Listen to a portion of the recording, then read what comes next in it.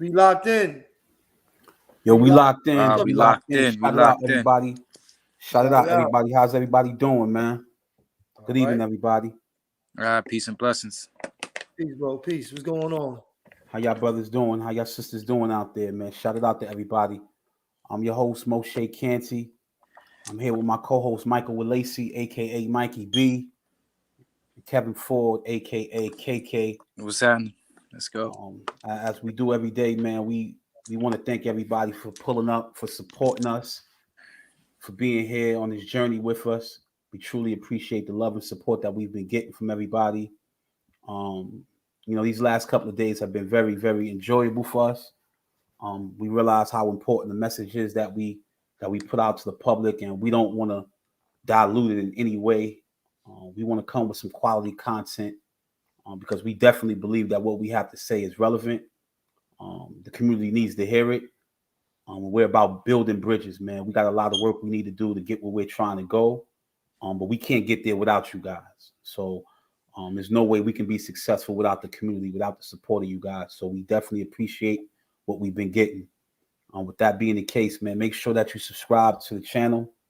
Make sure you hit the like button and make sure that you hit the notification bell. And please put your comments into the chat, because when you put your comments into the chat, what that does is that keeps the conversation going.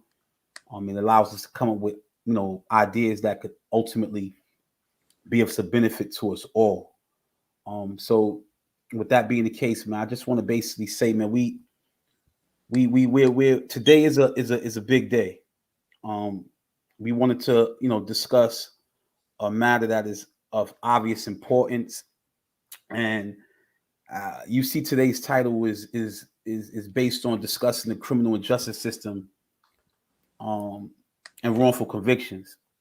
We know that this is something, unfortunately, which has been a part of our community in particular. This has been something about us, or something that our people have experienced since the inception of this American experience. So what we wanted to do is we wanted to draw some light to not only the criminal justice system overall, but we wanted to discuss the wrongful conviction of a particular individual. In this case, this individual's name is Terence Rice. We'll get into the backdrop of who he is, what the particulars of the case are, what they are, and the support that we need to try to help him get the release or the relief that he's seeking, which is a new trial and perhaps being exonerated and released from confinement. With that, I just briefly, before we move forward, I would just like to pass that to my brother Mikey B, my brother KK, because I'm sure that they have something to say briefly about that. It's a pressing issue, man. We were never people that sat around and sat on our hands and just got on the internet and spoke. We were always men of action. We will continue to be men of action. This is going to be an action network that we building. So we working in real time on trying to get people home from prison, trying to help people out here in the community. And, it's no game for us. This is what we're doing. You know what I'm saying? We broker and police on internet. We doing it in here. We doing it in the streets. And this is real life for us. So this brother right here, Terence Rice, I actually spoke to him today. In Greenhaven. He's 55 years old. He's been in for 30 years. He has a 75-year conviction, and he's actually innocent. So, building on this case and expounding, we're trying to get him a new trial and, let the courts handle it from there. My whole thing in the panel, what we put together was, we're going to try to push this guy to 10,000 tonight, or at least tomorrow. He's at 9,648 signatures on his petition. So he still needs 352 more. So tonight, that's the goal. We're gonna share. We're gonna put it on. We're gonna post them up on our Instagrams. I'm gonna send y'all the link. I'm gonna put the link in the chat, and we're gonna get those 352 other signatures on change.org to get this guy a new trial. We're going to show that we locked in 050, the China movement, and all of us guys out here on YouTube. We not out here just playing. We actually doing some real work. So we're going to get this done tonight. And, you know, we're going to add that to another notch under our belt. You know, we're going to stack up our wins. So that, you know, that's what this is about. KK. Yeah, just to expound a little more. One of the things though we actually doing with this platform, we want y'all to really know and y'all to really participate, is that we're really trying to make things happen, bro. It's not just sitting up here discussing things. Either way, we are going to be doing that, touching on issues that are definitely relevant but are personal as well. You know what I'm saying? To show that being a man and stepping up is about action. And just starting around in this particular case, when the brother brought it to us, it's like, we have to do everything we possibly can to make sure that this get highlighted. So anybody else out there though, and I'm not just, we ain't just talking about wrongful convictions, mental health issues, you feeling pressured at work or pressure, whatever, you know what I'm saying? Whatever type of issue that is, peer pressure issues, you trying to change your life, social, you just need some advice, you just want to talk, a relationship, whatever. I'm saying whatever. Like, we're here to give good, sound, serious, honest advice, man, to help each other build. And this is what this whole platform is about. It's about building. You know what I'm saying? Building in every possible way and helping each other out. So we're gonna get into this with the brother, man. Make sure we trying to, how many names we need? 300 something, right? 352. 352. Make sure you put that out there. We need 352, man. And people's out there, spread the word to try to get these things. I just put it into the link. Yeah, so they see what else. What is it? Org.change, right? Change.org. It's right there. It's your change.org. If they hit that link, we need them to share that link. We need them to go there, sign up. I'm already signed up. My family is signed up. We signing up. We're gonna be a real action network. We're gonna be out here really working for the people, and we're gonna be doing this stuff in real time so everybody can see it. This is what we really do. You know, this is our real lives. I've been doing this before I got on the internet. I'm just bringing it to the internet and sharing it with y'all and trying to get y'all support so we all can be doing this together. You know, this is what it's about: unity amongst the people and helping each other. Before I came out of the prison, I had people helping me to get out here. When I got out here, I had people supporting me and helping me, you know, get right and do what I need to do. So I'm just returning the favor, you know, passing on the blessings and doing what I gotta do. My cat is messing with my lights and stuff. But that's what it is. You know, we working and we doing what we gotta do. Go ahead, brothers. What y'all want to say? Well, thank you, Mikey, thank you, KK. So what I want to discuss briefly is the matter of the criminal justice system itself. So we're living in the year 2021, and for all intents and purposes, we didn't just come here like, you know, just some poof in the sky type of situation. Our reality today is an extension of events that took place in the past. How do we get here? How do we get to the point in which laws of society have been constructed? Black and brown bodies are being hoarded away into prisons. People are being wrongfully convicted. Men and women on death row are sitting there for countless years, innocent of crimes, some being executed who have been innocent, who are innocent. There are countless stories, and we will go over some of those statistics of individuals who themselves have been wrongfully convicted. We have evidence that this is a systemic issue. This is not some haphazard thing that's taking place, but this is something that is embedded within the system. This has happened since the inception of this great American experiment. Excuse me. From its inception, the laws of society have been designed to keep us in our place. Black bodies were transferred from illegally, unjustifiably, immorally, from one place of the world over here. And the sole purpose was to enslave these people, to keep these people under the feet of those who would remain in power. Laws were constructed. Decisions were made that we had no hand in. Unjust laws were constructed. Illegitimacy has run amok. And we are now experiencing an extension of that illegitimacy from its inception.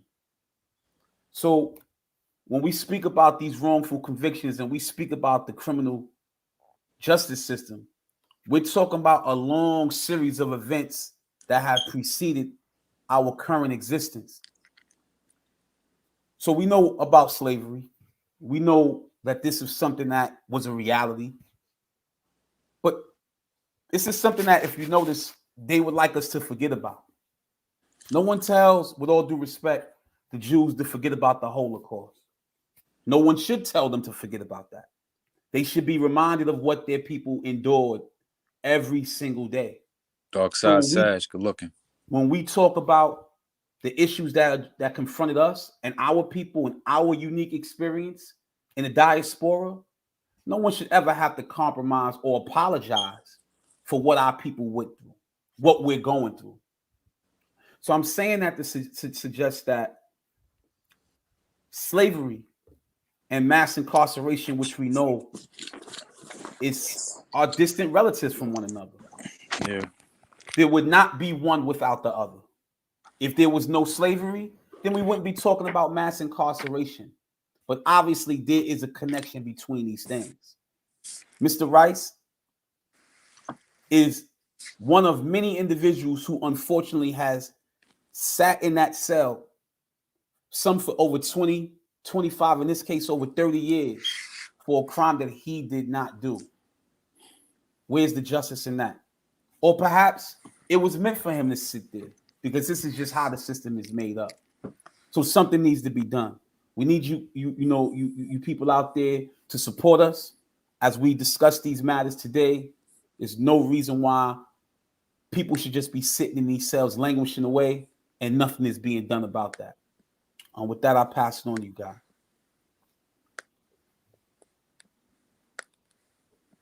KK. Where did Sean Boy get the link? All right. KK.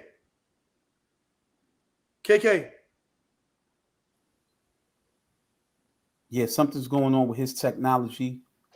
Yeah, we trying to get the link straight for y'all now. We trying to resubmit it. But these are the things that we go through. It's not going to be easily, but we hard workers. Work is not going to be easy. Everything is not going to be easy. Everything's not going to happen at exactly the way you wanted at the time you wanted to. But we got to just continue to work and continue to get it done. And what they say, tough times don't last. Tough people do. KK.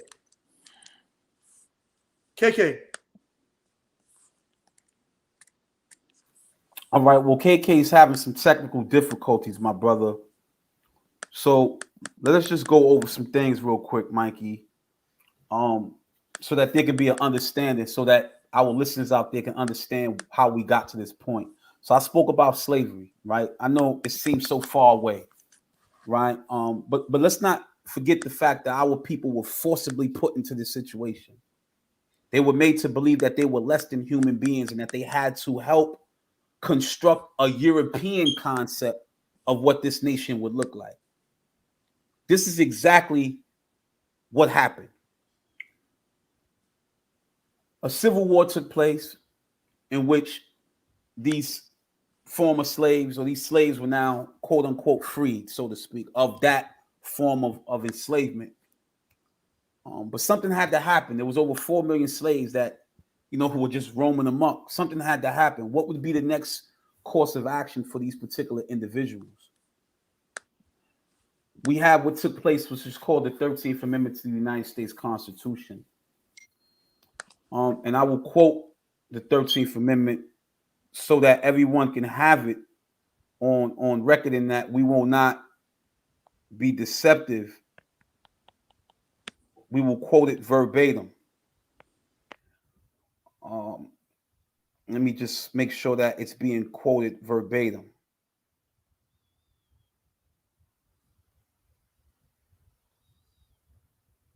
And the reason why I want to quote it verbatim is because, all right, it says, it states the 13th Amendment to the United States Constitution, it abolished slavery and involuntary servitude except as a punishment for a crime. So what does that mean, right? So chattel slavery meant that those who were then working, who were forced to work on these slave plantations would no longer be forced or subjected to working under those type of conditions. However, there was an exception that if these individuals were convicted of crimes, not just these individuals, but others as well, then they would be considered to be criminals. So something happened in the aftermath of the Civil War, and Michelle Alexander, she explains this in her book, The New Jim Crow, where these former slaves were being protected by federal troops of the United States government in the aftermath of the Civil War.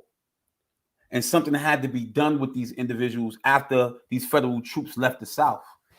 Once these former Southerners now regained control over the South after the Reconstruction period, this is where you see the rise of the Ku Klux Klan taking place.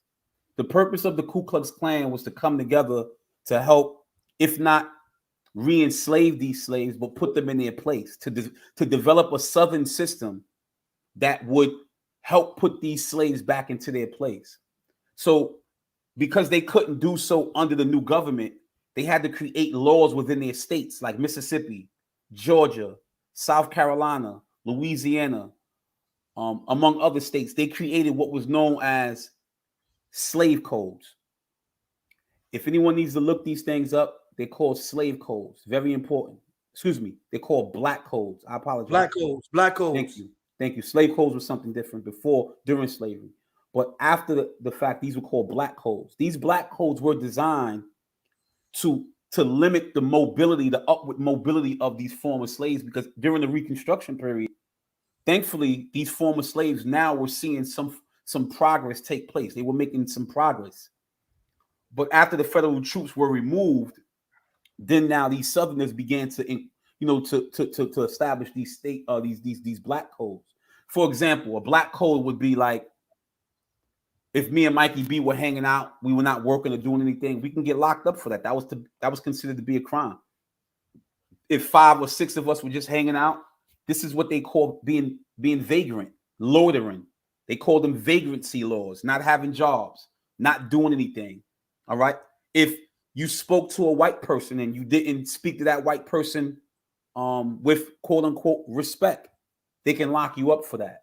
They had a bunch of stupid and silly laws that ultimately criminalized individuals. So what happened was that essentially these quote unquote former slaves who were free from slavery now then were being rearrested for these black codes within these southern states. And again, according to the 13th Amendment to the United States Constitution, this legally, quote unquote, would define them as slaves. So what was happening was that these former slave owners, many of them being Ku Klux Klan members themselves, were then selling these slaves, making them work back on some of the plantations that they had already been on, right? But they would send them in many instances also to states who would purchase them. And this is where we get the term convict leasing. We got to understand what this term means. This means that these now, incarcerated individuals would then be sold to other states. This is where the term convict leasing comes from. These individuals would then work on plantations because, quote unquote, they were now considered to be slaves. So what we see happening here is that the system itself helped condone and perpetuate the system of slavery, although it wasn't legal in a sense that they couldn't do it without the laws allowing them to do so. So the 13th Amendment actually condoned slavery. It condoned incarceration. This is where we get the first prison boom at. All right. This is an event in history in which multiple individuals were just being incarcerated. Why is any of this important? Who cares about any of this stuff, right? What does this have to do with 2021? It has everything to do with 2021 because it justified the enslavement, the re-enslavement of black bodies legally under the guise of the 13th Amendment. So again, laws were constructed, laws were designed, again, to unjustifiably lock up black and brown bodies in America. Individuals like Mr. Rice just happens to be somebody who was the unfortunate recipient of American justice, who's sitting in prison for a 75-year prison sentence for laws that can be traced back to the 13th Amendment to the United States Constitution, and even further back than that. So this is just a quick history lesson. All right. I'm not going to make it into just this whole American history lesson because there's a lot that comes with this. I'm just giving you guys a broad understanding of how we got to this point. We didn't just get here by happenstance. All of this is connected. This is what Mikey B and I were talking about, us having classes back in Shawanga about. We talked about this years ago. We understood the dynamics of what this system was doing to us as a people, and we felt like we had to do something about it. If ever given an opportunity, we would come to our communities and educate our people about this because this is very, very important. So you got brothers that are sitting, brothers and sisters who are sitting in prisons across America. What are we going to do about it now that we know about that? The lesson is us. I mean, it's up to us to figure out what we're going to do. All right. I'm sure you brothers want to add on to that. Yeah, one of the things I had one of the things about the way, as far as wrongful convictions is concerned, that there was two specific types. One was based on just the factual allegations of the case, like whereas you have instances where the person is overcharged, and we see this countless times. Like I'm a perfect example of that, and so many of these brothers like those countless examples of that, where you will have a juvenile in the case, and say it's a regular street crime, get into a fight with someone or anything, but he'll get charged with the highest possible charge that they can give him, and then on top of that, possibly even charge him as an adult, right? Whereas in no other factor of in civic society where he would be considered an adult.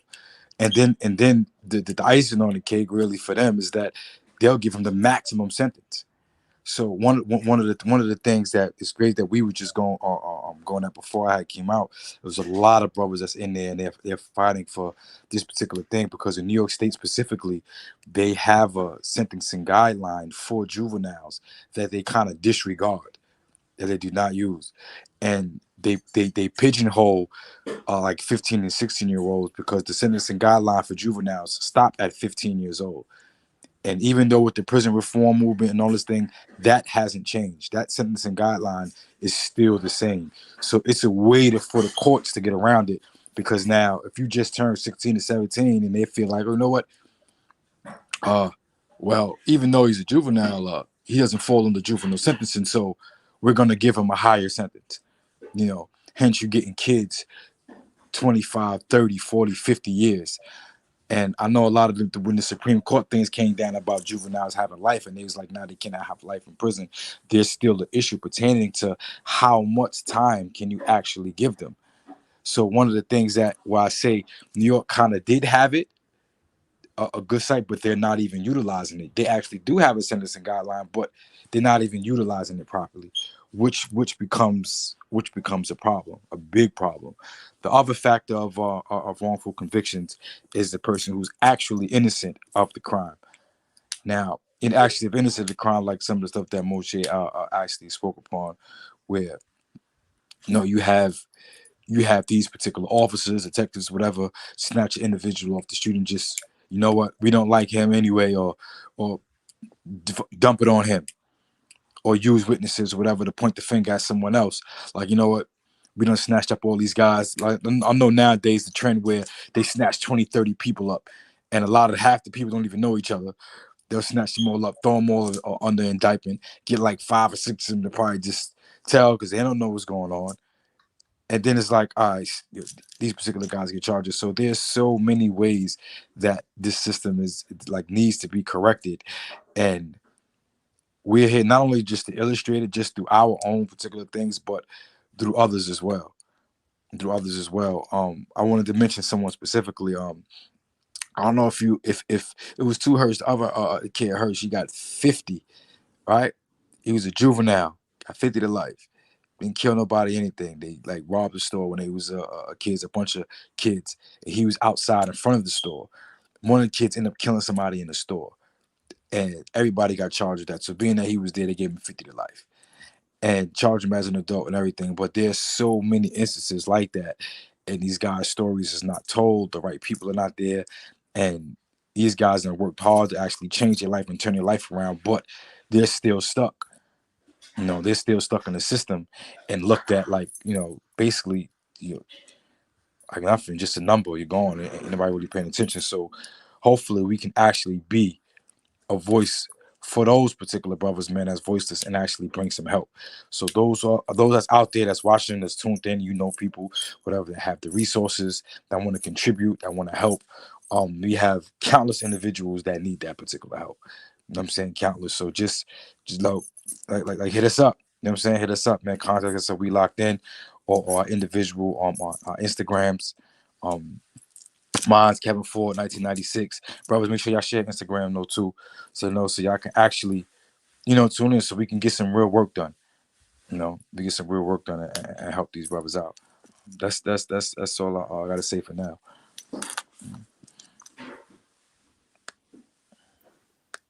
So, Mikey, are we going to read more into who Terence, the specifics regarding Mr. Rice? I mean, I would. I mean, let me just say some stuff because I'm trying to post it right now on my Instagram and get some other brothers involved. I seen that his the signatures went up slightly.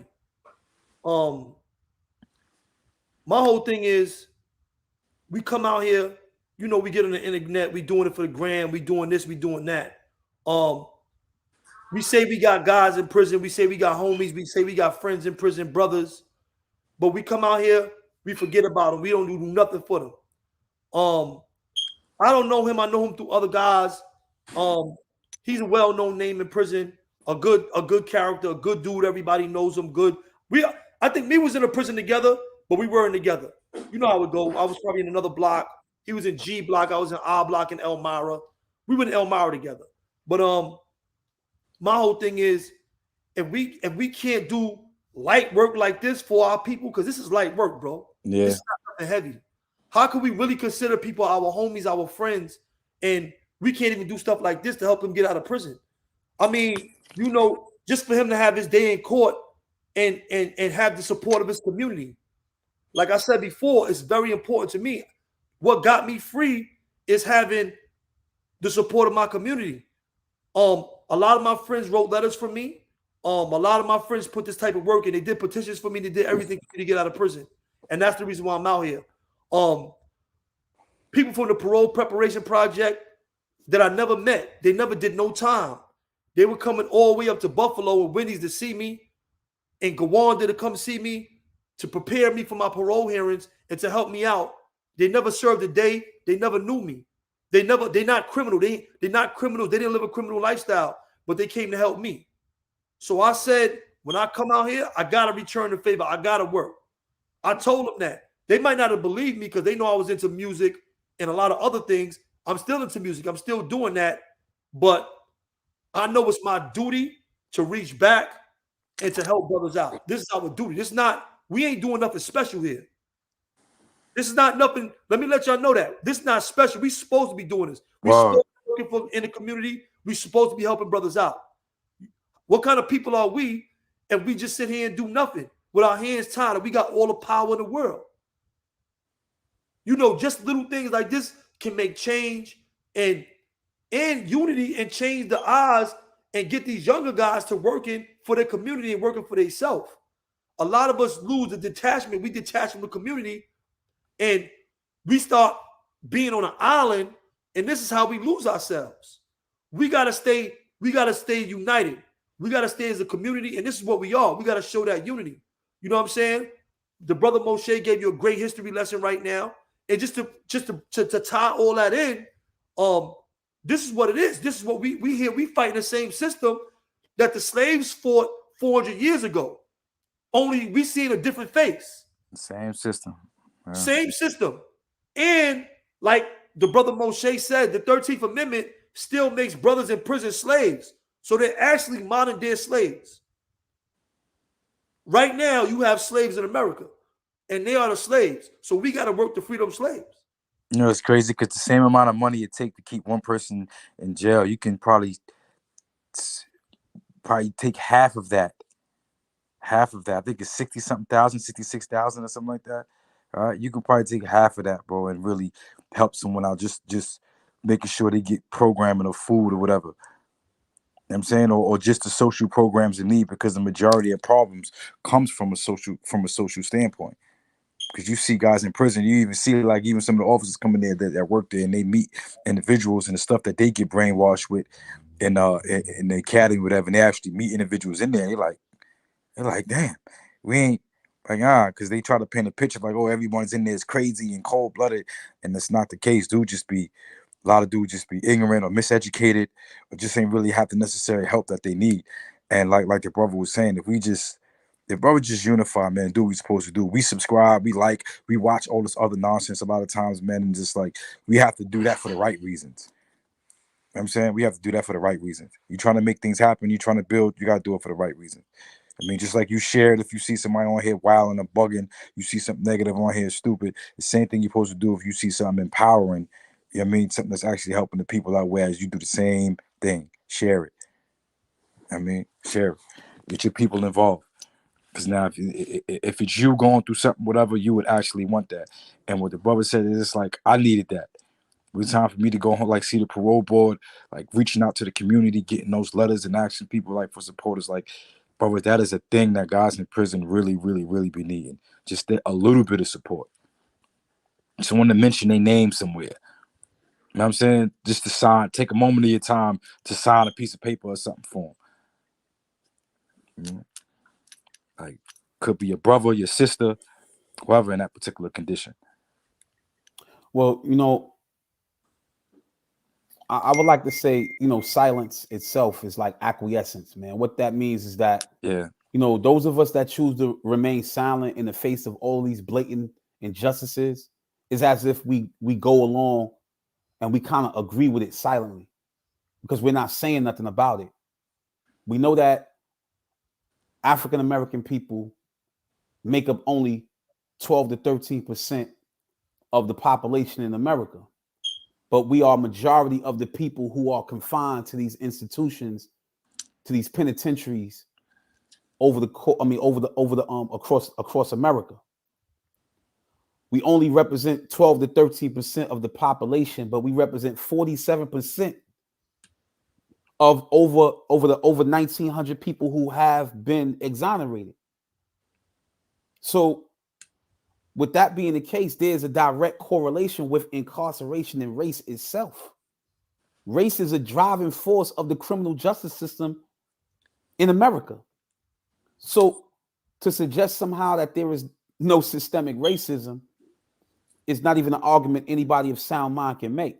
So our people are being targeted. Our people are being attacked. There is a systemic, structured, and organized, intentional process happening as it pertains to Black and brown bodies in America. You know how I know that? It has always been like that. Hold on, okay? It has always been like that.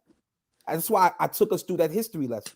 From its inception, this is how it's always been.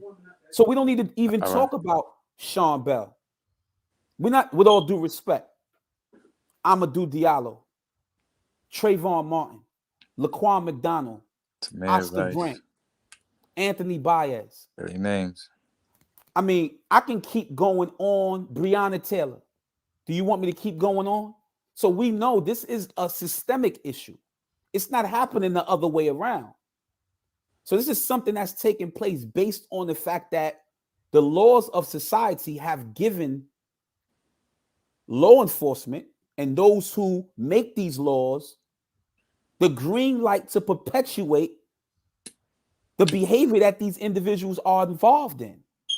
This is the system that we know exists today because it's always existed this way. You had no hand in making the laws. Mikey had no hand in making these laws. Our people had no hand in making these laws. These laws were devised and designed to keep us in the conditions that we are in. If we say nothing about it when we know that these injustices are taking place, then it's as if we are the ones who are committing the injustice itself. Go ahead, my brother. Yeah, now I just want to taste because one of the classes that they had back in the days, the non-traditional approach to criminal and social justice, if you remember, and it was showing how when you were talking about the specific target, how it was only a few neighborhoods from the city where you had a heavy police presence. But you noticed that in prison though as well. Like everybody was damn near from the same areas. You know what I'm saying?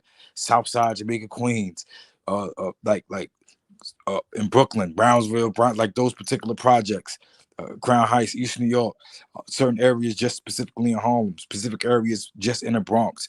Like we knew the areas, and it was just like, yo, shit, New York City is what's New York State, period. Much bigger than this, but when he pointed that out, it made so much sense. You know what I'm saying? How you seeing guys from your block come in, your neighborhood come in. It's like these are the particular areas that are actually targeted. And not only that, but there was also proof that these not areas where crimes is being committed the most. These are not areas where like so-called war on drugs, which is a big misconception, whereas it showed certain other neighborhoods, so rural neighborhoods, urban neighborhoods, whatever areas that we was coming from, was heavy in drug usage, heavy in drug overdoses, but no police presence was null. It was nil almost. And it's just the proof is there, man. Now besides just marching, because that's not really my thing. Besides just marching and speaking, us really taking action and accountability, and us really working together to make things happen, to change it. You know, and that's the only way we're gonna change it. If we decide we're gonna work together to make things happen. We locked in, y'all. All right, we locked in. Man, subscribe. Hit the subscribe button. Please hit that like button. Hit the notification bell so that you'll get notifications. Being notified when we go live. Also, put your thoughts in the chat again. We like to hear what you guys have to say about this. You know, provide us with some feedback. Keep this conversation going so that we can basically, come up with ideas, come up with strategies and tactics as to how, we can, approach this issue. Would you? I mean, I don't know if anybody looked at I see people in the chat saying that they have signed a petition already, which is great. If you have influence of at least one person, then I would advise that you share it with somebody. Yeah. Share it with at least one person. But what I want to do is I want to take some time out to read so that we can have some backdrop regarding what the brother Mr. Rice is going through, some of these injustices. Give me 1 second. Let me go right to it real quick. All right, here it is right here.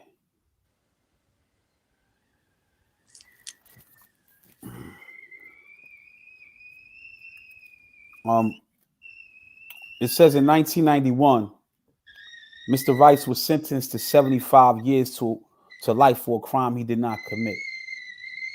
At the time of his arrest, he was 23 years old. He is now 55 years old. So I mean, I'm just a simple mathematician, but 55 minus 23 is 32. So that means he's been in prison for 32 years. So in the state of New York, with indeterminate sentences, how that works is that if you have 75 to life, that means that you have to do 75 years before you're even eligible to go to your first parole board. So if he's only been in jail for 32 years, no disrespect to that number, that means that he has a total of 43 years left to go to his parole board. So that means that at the age of 55, Mr. Rice will be 98 years old before he goes to his first board. So that's just putting that into context, putting that into perspective. We as Black people, on average, Black men in particular, don't even live to 70. on average. That's not to suggest that some of us don't make it to 80 or 90, but let's just be realistic, man. You know, he's going to his first ball at 98. So if we don't, in our mind, even see the buffoonery and the senselessness just in that ideal itself, then something is wrong with our moral compass. Like, let's just keep it 100. Something has to be wrong with that. He was charged with the attempted murder of 3 police officers. No police officer was injured. There were no property damages. Police claim he was involved in gunfire from a first floor window with a group of men and then began shooting at them. This is what they claim. They claim they shot back at him and then he climbed out the same window and they immediately arrested him. Now, for the record, I'm reading what his family and his loved ones have placed on change.org. This is where I'm getting this information from.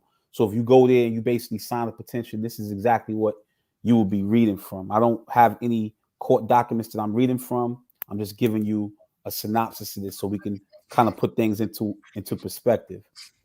There actually was a shooting between 2 groups of men inside and in front of the building. However, the first floor window police claim Mr. Rice was in is around the corner from the front of the building.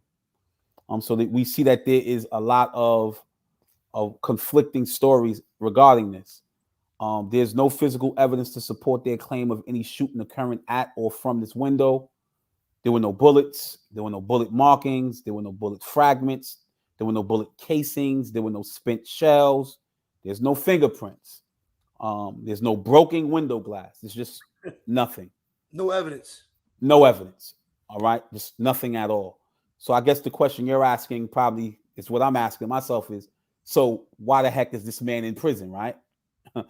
Yes, you know, that's just the reality, right? So Mr. Rice has maintained his innocence since the day of his arrest and insists when he heard gunfire, he began running like everyone else and he was arrested. People who were inside of the apartment insisted Mr. Rice was not there. All right, so that means that he has credible alibis. A private investigator, Robert Letty, hired by Terence's attorney, George Scheinberg, obtained affidavits from co-defendants and witnesses who said Mr. Rice was not in the apartment. Again, more people to confirm that, you know, to confirm his alibi that he had nothing to do with this. So you're probably asking the same question. So then why is he in jail? You know, this is something that we've been asking ourselves. Why is a man who has all of these alibi witnesses, you know, sitting in prison for something he did not do? Although witnesses were subpoenaed to court to testify, Mr. Scheinberg never presented the witnesses at trial. You're probably asking why, right? Okay. His co-defendant was willing to testify, but was prevented from doing so. At trial, each officer provided conflicting testimony. One officer claimed Mr. Rice fired a handgun and a shotgun at them. A handgun and a shotgun. This sounds like, what are you thinking? Like the Terminator? Okay. The other, like, let's just be real. You know they stories, but it's a crazy. Handgun, you know they stories be so crazy. And a shotgun, bro. This is a lot going on here.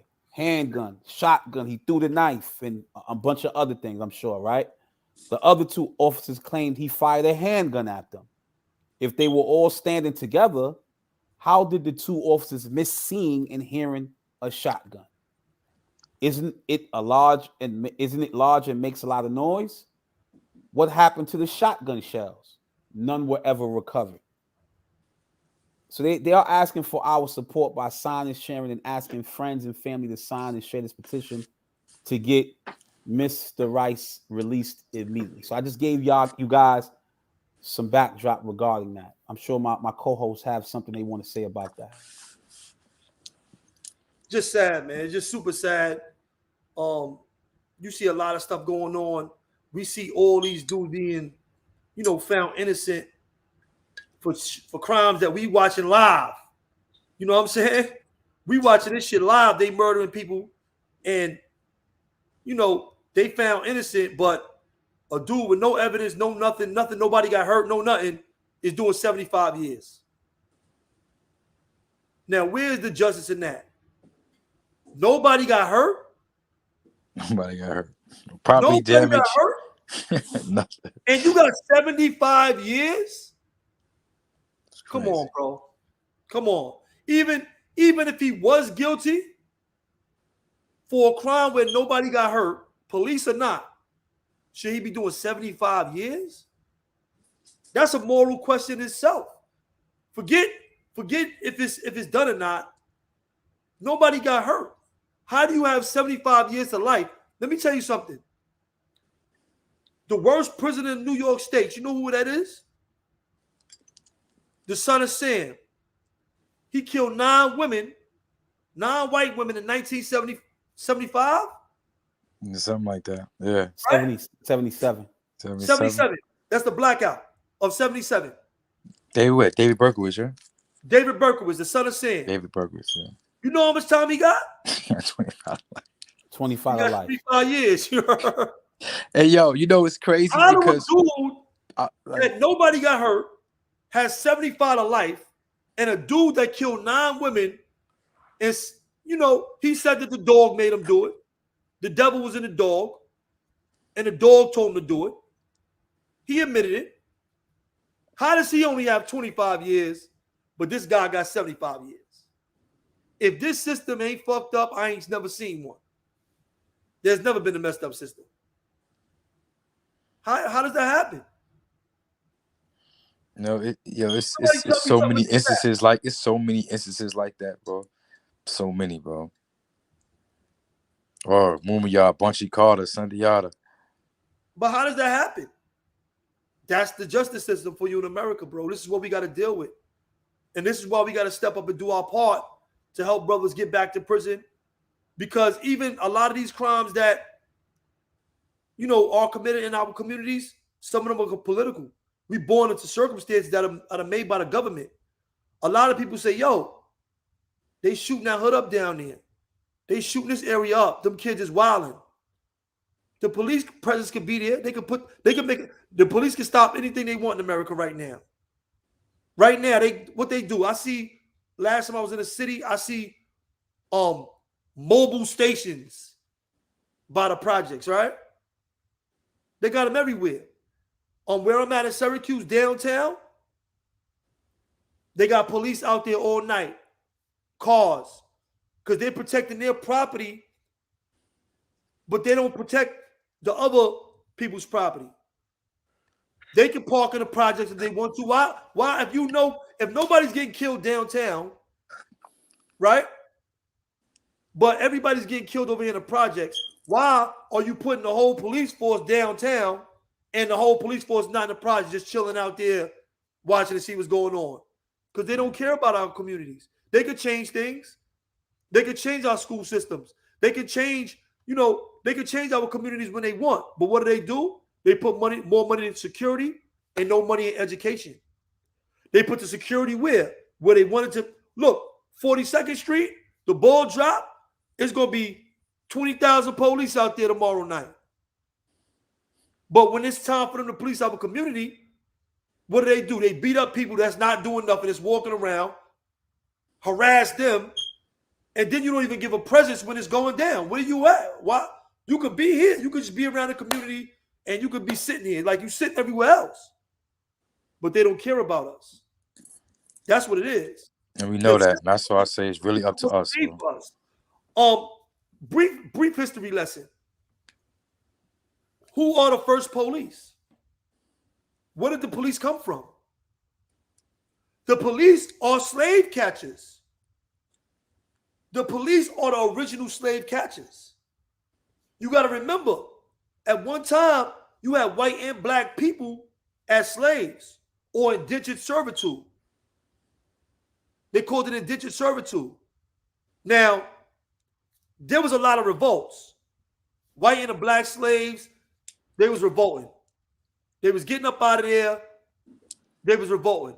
So what they did was, this is how they separated black and white people. They said, you know what? We're going to give poor whites the job to catch the slaves and to run the fields. This is how they separated. Because at first, you got to remember, the proletarian is what you call the working class people.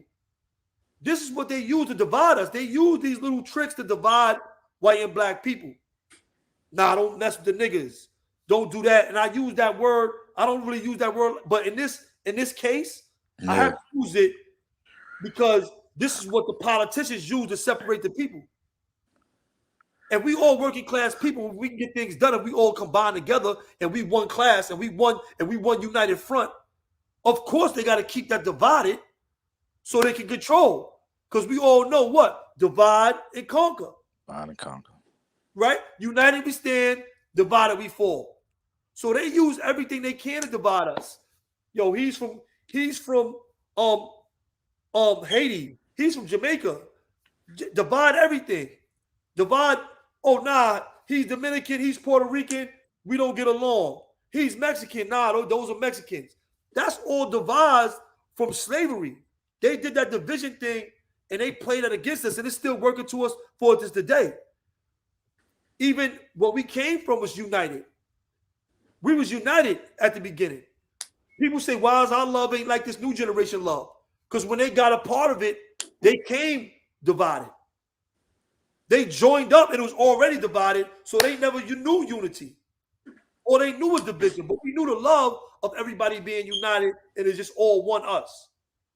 So our whole perspective is always going to be different from somebody that's coming behind us. It's always going to be different because they came into that. That's what they naturally know. Like, what you talking about? Nah, them old fools is bugging. That shit ain't happening. They capping. This is real talk. But this is what's being used against us. Divide and conquer tactics all day. Divide and conquer tactics all day. Everything. YouTube.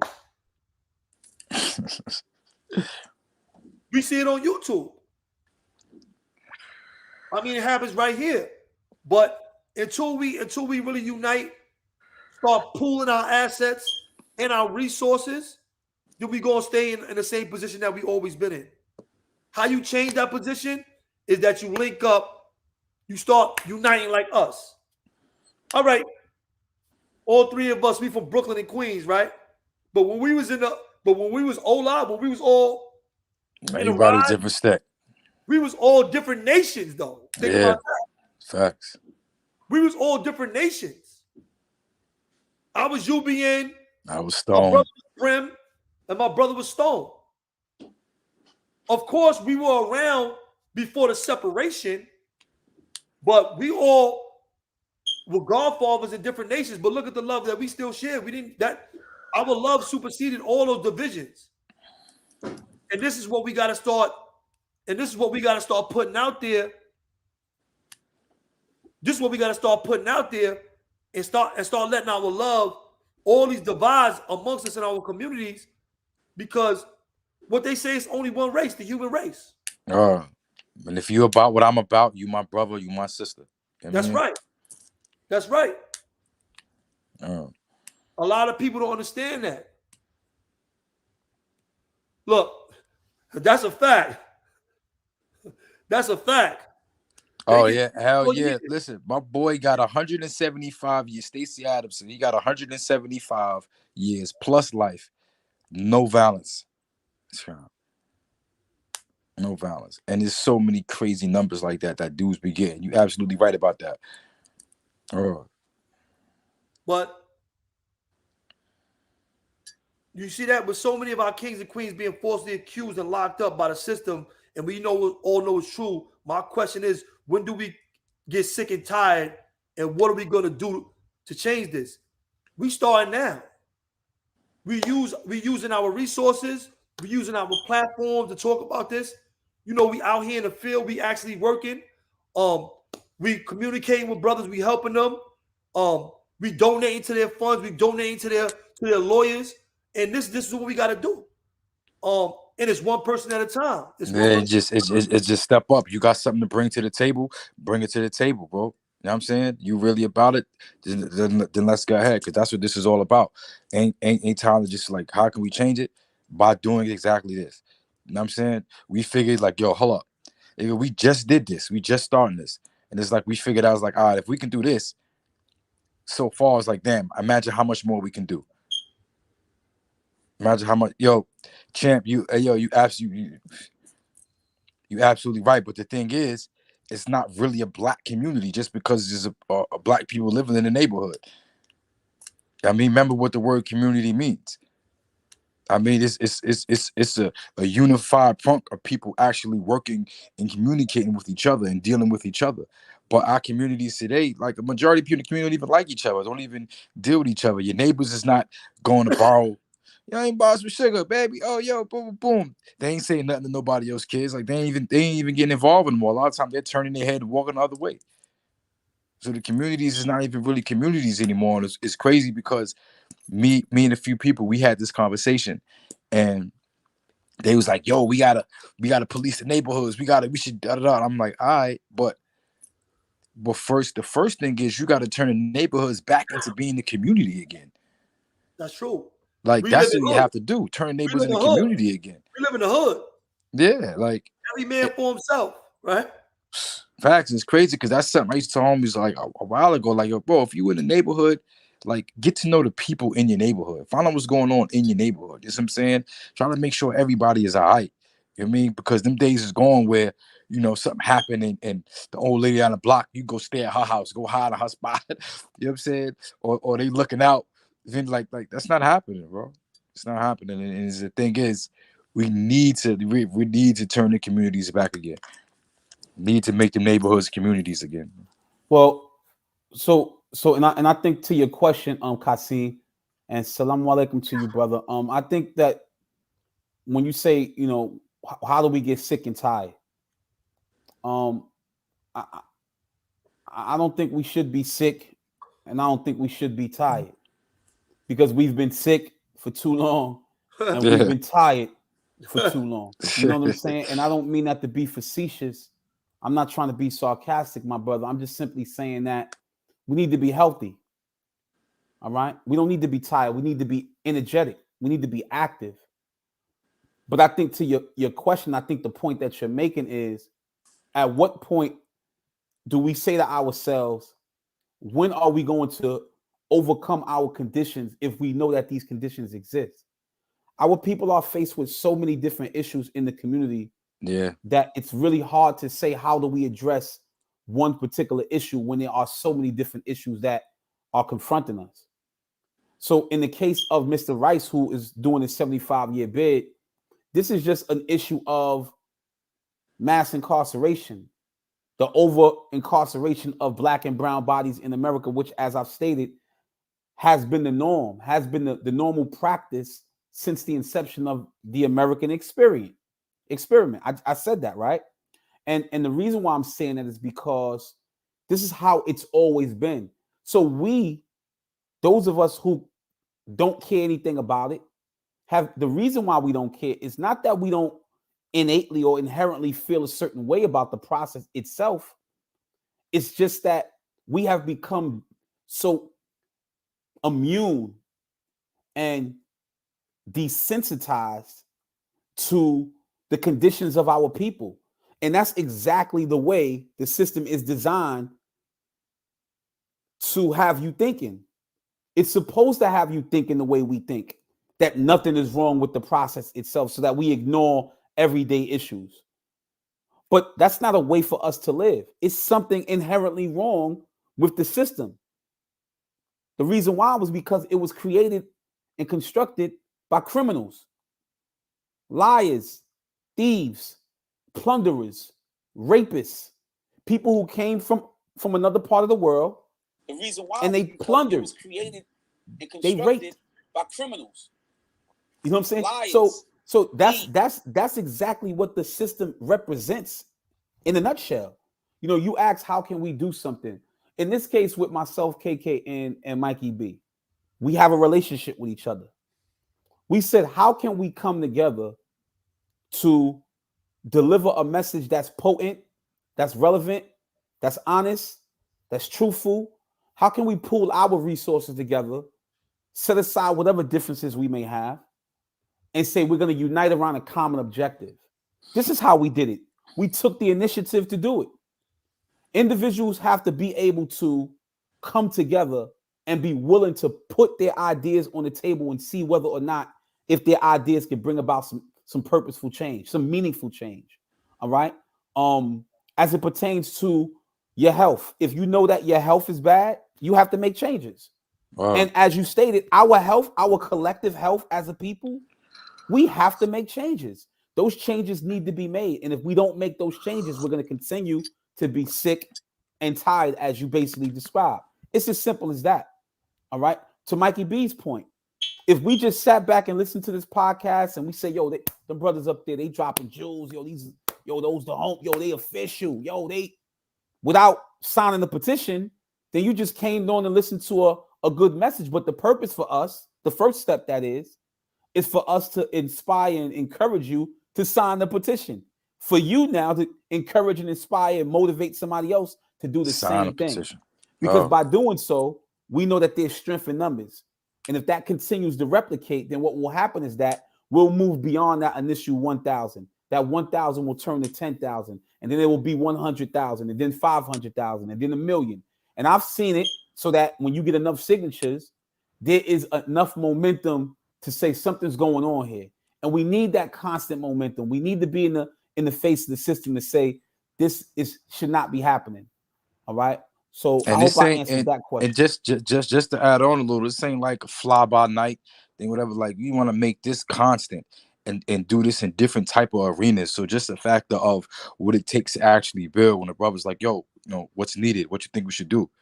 All right, well, this is one star. Let's see if we can help this brother. Right now, tomorrow, next day, it'd be something else. Yo, we trying to fund the program to build something else to help some people out. You know what I'm saying? And it'll just keep on going. So whatever ideas and stuff like that people have, you want to bring it to the table. Like, I'm gonna keep stressing that. Like, let's go. Yo, we gotta do. We gotta start a national belt drive. Let's go. One of my brothers up here he said, we need to do a belt drive, for guys in the community that don't got belts, to go to job interviews and to look presentable. What I have learned from my travels is the more respectful you look, the more respectful you carry yourself, the more respectful people are going to treat you. If you treat yourself like, if you hold yourself like you don't respect yourself, then people are not going to respect you. So he wanted to do a belt drive for them reasons, for guys that's coming home or people that it's a lot of young guys in the community, they don't have belts for whatever reason. So we wanted to do a big belt drive coming in the new year to get all these guys belts. Plus, if you live in the hood, you might got to run. How you going to run with your pants down? You know what I'm saying? Back, right? Good. It's violence going on. The cops are chasing people. You got loose dogs chasing people. It's all kind of stuff going on in the hood, right? So, we need belts, man. We want to do a nice big belt drive too. And we can set up, different spots in all the communities for people to come and get those in the Bronx and Queens, everywhere. You know what I'm saying? We should do a national belt drive, bro. I don't think that's ever been done before. You heard that before? Nah, it's way more. Specifically, worded as a belt drive. No, I have not heard that. No. Yeah. But now, Jose Montalvo, I know that name too, man. I keep saying that name. I think that name ring like know that name, but you absolutely right. Just about building positive lifestyles, and with the last person stated as well, it's definitely a war going on out here. Man, what? Like it's definitely a war between good and evil out here, man. Like you see it on a regular basis, man. People are openly embracing like just satanic type of stuff. Like it's crazy. Just seeing the mindset. And it's just basically where you trying to go with your life. And I remember like the first thing, just learning myself and what I actually went through in prison. And one of the things actually finding purpose. A lot of times people need to do that. Need to really take the time, man. And this is why we put that slogan, finding freedom in you. This is why we had actually put that, to really take the time and dig deep in yourself to figure out like, what are you trying to do? What do you want to do with your life? Where do you want to go? You know what I'm saying? What are you trying to be successful at? What are your skills? What are you know what I'm saying? What talents do you have? What interests and what are your passions? And really get into it and have the courage enough to say, you know what? this is what I want to build. This is what I want to do. Let me find those that are like-minded, those that are trying to support me, whatever, and build. I mean, because a lot of times building a positive lifestyle, you have to remove certain things from around you. You know what I'm saying? If you're not able to elevate above your current conditions, you got to remove yourself from it. Have to. Because it's constant work. But we was going into the something else, or we were just dealing with No, that particular thing? Mr. Boyd, he tried getting in, and the reason he could not get in was because he was en route, and his reception in the area that he was in was bad. I just got off the phone with him a few minutes ago, and he stated that in a couple of minutes he will be in a stable area, and he'll be able to tap in, and he'll be able to join us so that he can speak about how he was wrongfully convicted of a crime that he ultimately spent 30 years in prison for. So that's what we're waiting for right now. And then so I would like to ask my brothers, you know, because there's some obvious questions that that we need answers to, right? And the first question is, with understanding that people are being wrongfully convicted in America, what is it that people, what is it that people can do to contribute? Because some people feel like they can't contribute anything. But So what is it I know that the people first thing, man. can People with the contribute? one of the first things though. I want my grandma says a lot of times somebody told me like your local juries. Make sure like you in the neighborhoods and all that, you ain't to make sure you become a part of those. You know what I'm saying? Make sure you become a part of those and be innocent. A lot of times they be putting people like, oh, I ain't going there, but you actually can help. You know what I'm saying? You actually can not only see how the system works, but you actually can help, you know what I'm saying, free somebody, you know, or stop someone from being wrongly convicted. You know, because a lot of times we go there, and even when I went to court, you go to jury and you see a bunch of old white folk. Like, these ain't the people from my neighborhood. You know what I'm saying? How come there's only one black person in the jury? You know what I'm saying? Like, these ain't the people from my neighborhood, but that's one simple thing. You know what I'm saying? Like, be a part of the local thing that going on in your neighborhood. Also, like Community your centers. That's local right. Go assembly, through there. your local assemblymen and council people, like, get to know who they are, really, because they can actually help and change things. And I didn't learn that to years of me being in prison. I got in touch with one of the people in my neighborhood, Miss Vivian Cook.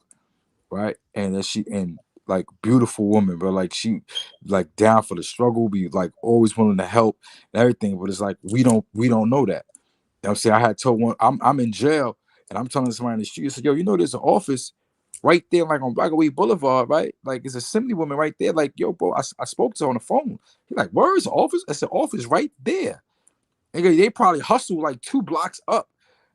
You know what I'm saying? From there, and never knew that there's an office right there where some of the women's at that actually can help change things. So get to know who your local people are, your local leaders are, assembly people, council people. Learn who they are and get to and get the vibe with them, because this is where it starts at. You know what I'm saying? Because we can get our own people into office.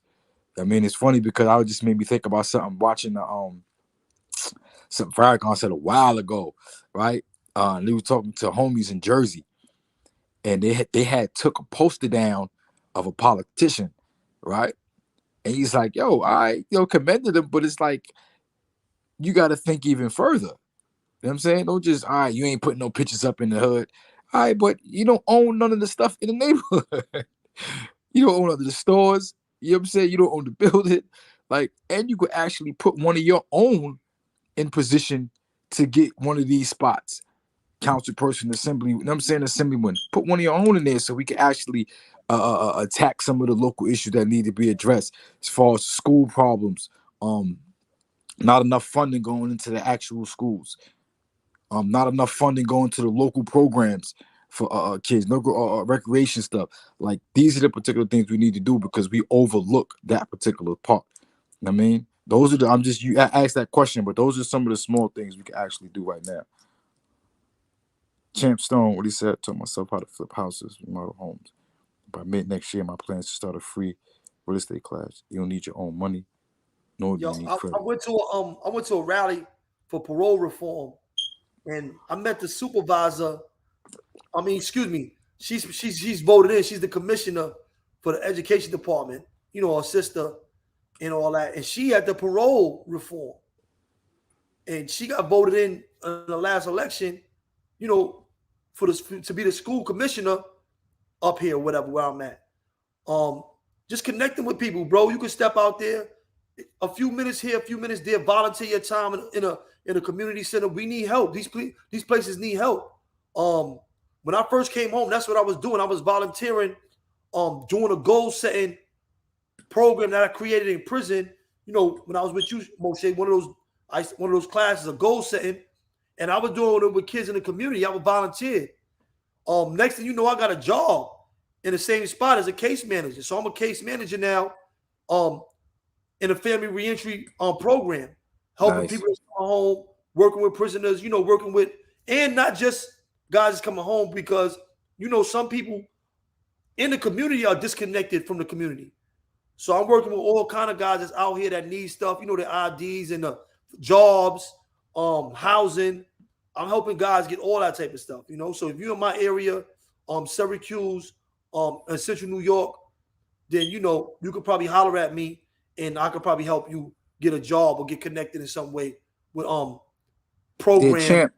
housing, and all these different type of things. Yeah, I wanted to tell Champ because he had just mentioned that in the chat. Tell Champ like, yo, you say you want to do them classes, well, we you know, me and the brothers should talk, and maybe like a moment in one of the classes bring you on. You know what I'm saying? And we hold Now we can run a class through here and we though. hold online joints with the real estate joint with you, bro. You know Yeah, what I'm saying? Like that's what you trying to do. yeah, Like and it's just it's like let's get it. So it don't be no excuse. Oh, it won't be yeah. no Open excuse. up Like different you platforms. You got the radio. You got B100 radio. oh Do it up here. We can do it however. We're gonna support that. We're gonna be with that. You know what I'm saying? So anything positive, anything where you know we giving education to the peoples and reuniting and doing things together. This is what we got to start doing. And let me tell you something. All those rallies that I went to, when I went to them, I brought younger guys that work with me in a community center. I brought them. I said, y'all ever been to a rally before? Nah, that's our first time. So you know, you want to get these guys involved as young as possible so they can start being a part of the community and using the resources of the community. Don't be afraid to use that. Don't be afraid to put yourself out there and, you know, get the help you need and help people that need it. You know what I'm saying? Because we all we got at the end of the day. We all we got. yeah. If we don't do it, who is? Who's gonna do it? Another question before I ask the next question is make sure you guys subscribe if you haven't already, man. Hit the like button and please hit the notification bell. Champ Stone said, I'll pull right up, beloved. I got the formula.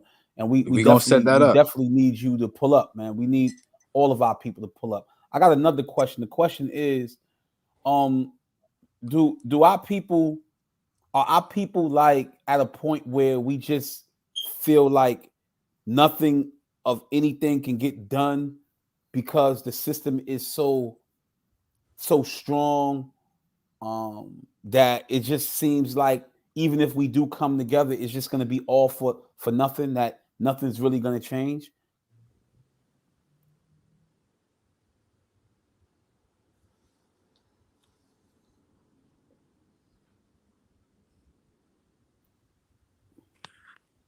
Anybody want to try to answer that question?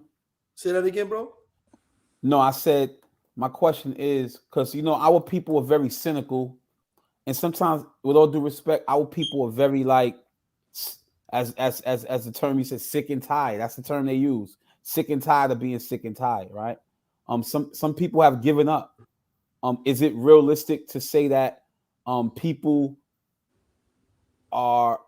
don't wanna sacrifice their time and efforts towards anything of talking about unity because they don't believe that the system will change, that nothing will change?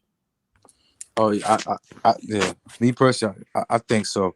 Sometimes people get into a thing whereas you become, you know, say complacent, but you know, I mean, sort of comfortable in a specific space that you have that you've created. Like, all right, I'm good right here.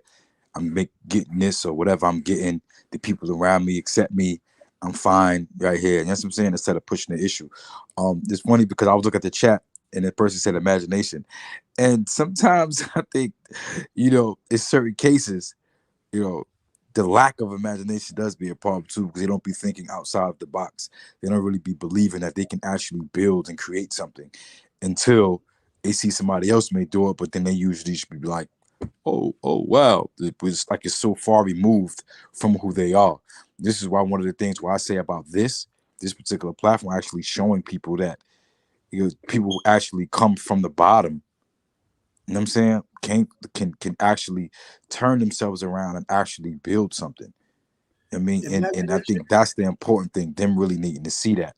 And when people saying certain things, oh, you can do this, you can do that, because down here, and and I in Georgia, listen, I've been down here, bro. Like, the difference in it is what I've been seeing is that people are so quick to want to help. You know what I'm saying? The network down here, like, yo, man, what you into? Yo, man, I'm doing this. Yo, I mean, you really, really see it. Like, guys, like, you go to you go to supermarket, might be guys in front still with a whole card, CD packet, everything. You know what I'm saying? You turn around, everybody got a clothing line. Everybody everybody trying to do something, but they trying to network or yo, come through. I got something going on over here. And you see these people, and it's like that particular spirit, you know what I'm saying, that needs to be shared and that needs to be spread. I mean, so others can actually believe in themselves. Like, I can do it. You know what I'm saying? I can do it. Like what he said, let them see you build the boat by yourself and even sell off when they ask for a lift, when they ask for a lifeline, throw them one. $2, Sometimes, shout it out. yeah, it's crazy because sometimes that has to happen because everybody is not meant to lead. And that's just being honest. I mean, That's true. That's and true. this is why it's the fact of just knowing yourself and being honest with who you are. Because I met people who he mentioned the boat thing. So when he just said that, something with somebody I spoke to a while ago, and it resonated with me just now. That was one of their dreams. They wanted to work on a boat, like being able to sail and clean it. Like, even if it wasn't their boat, they can be employed and work on a boat. He's like, that was like the ultimate thing to them. But sometimes a person, he's in a certain lifestyle and he won't admit that to nobody else. Yes, I'm saying, it's like, oh, bro, if that's what you want to do, and it's the thing, being confident and courageous and passionate about what you want to do in life. You know what I'm saying? If you love engineering, you want to build computers, you want to, you know what I'm saying? The brother did a thing about the wages, lawns and ground thing to get together and get contracts from the state. So, some people is ill in that and actually love that. You know what I'm saying? All right, let's make it happen. You know what I'm saying? We'll work together, try to pull certain people that's interested. But the thing is, being honest with yourself and what are you trying to do? Because people will throw a whole bunch of stuff out there, like, yo, let's do this, but what do you really want? You know what I'm saying? What do you really want? Like, me specifically, like, I'm a builder. I've always been a builder. You know what I'm saying? I've always been a connector of people. I've always been able to deal with certain type of people, structure things. I've always been able to run certain things, being organized and being in a leadership position or managing things position is like always been great at that. You know what I'm saying? And I just love building people, institutions, businesses. Like, I love actually doing that. So me learning that about myself and that particular skill set, I have to get a lot more comfortable in it and actually sharpen myself up even more to do that. But others, like I said, others is doing something else, like those that rap or sing. This is what you want to do? Good. Put it in. You know what I'm saying? Get locked in. You know what I'm saying? Get locked into it. So, Well, those two questions. Well, first of all, before I move on with that, I want yeah, to say thanks for everybody for putting their thoughts in the chat. I see Jose Montalvo had mentioned. What did he say here? He said, "Let me see. like No, that. Knowing excuse your me." lane and being the best in that. That's right. He said, "Y'all can get together and get contracts from the state to clean up the hoods, employ the youth at regular wages and lawns and grounds like up top." Yo, the truth is that I actually, as the assistant director for the Center for Community Alternatives, I'm actually involved in stuff like that. So what happens is that we get contracts from city agencies, and one agency is like the Department of Probation, another one is DYCD, but yet we get contracts through these agencies, and then what happens is that they basically reach out to our organization um, I, that I'm employed by, and what happens is that it's our responsibility to go to a catchment area, in this case, Brownsville, and then we try to recruit from that area so that we can get them to work within their community themselves. I work with the age group from 16 to 24, so I'm on a daily basis. I'm involved in that right now. In fact, they have a program that's been going on for the last couple of weeks called the Cleanup Call. And this cleanup call is designed to help individuals clean up their communities. Yeah, spread that, bro. Put that, yeah, put that up there so they know, because it's about sharing that too. So these people know that they have access to certain things, bro. You know what I mean? Yeah, I was just responding to Jose Yeah, Montalvo, and a lot of that happens and that's what we were speaking about yesterday when we were talking specifically about owning your own LLC. In this case, KK has his nonprofit organization called EM3. yeah. And what that means is that when you have a when you know what a 501c3 is, you know how you can generate revenue for that not for profit. It can be through privately, or you can have outside agencies and institutions donating to that, right? This is where you get government grants from and things of that nature, and from that you can establish a budget, and then you have your budget, and then this is exactly how you can do exactly what you just basically stated, Jose Montalvo. So definitely you are correct, but it's a process itself.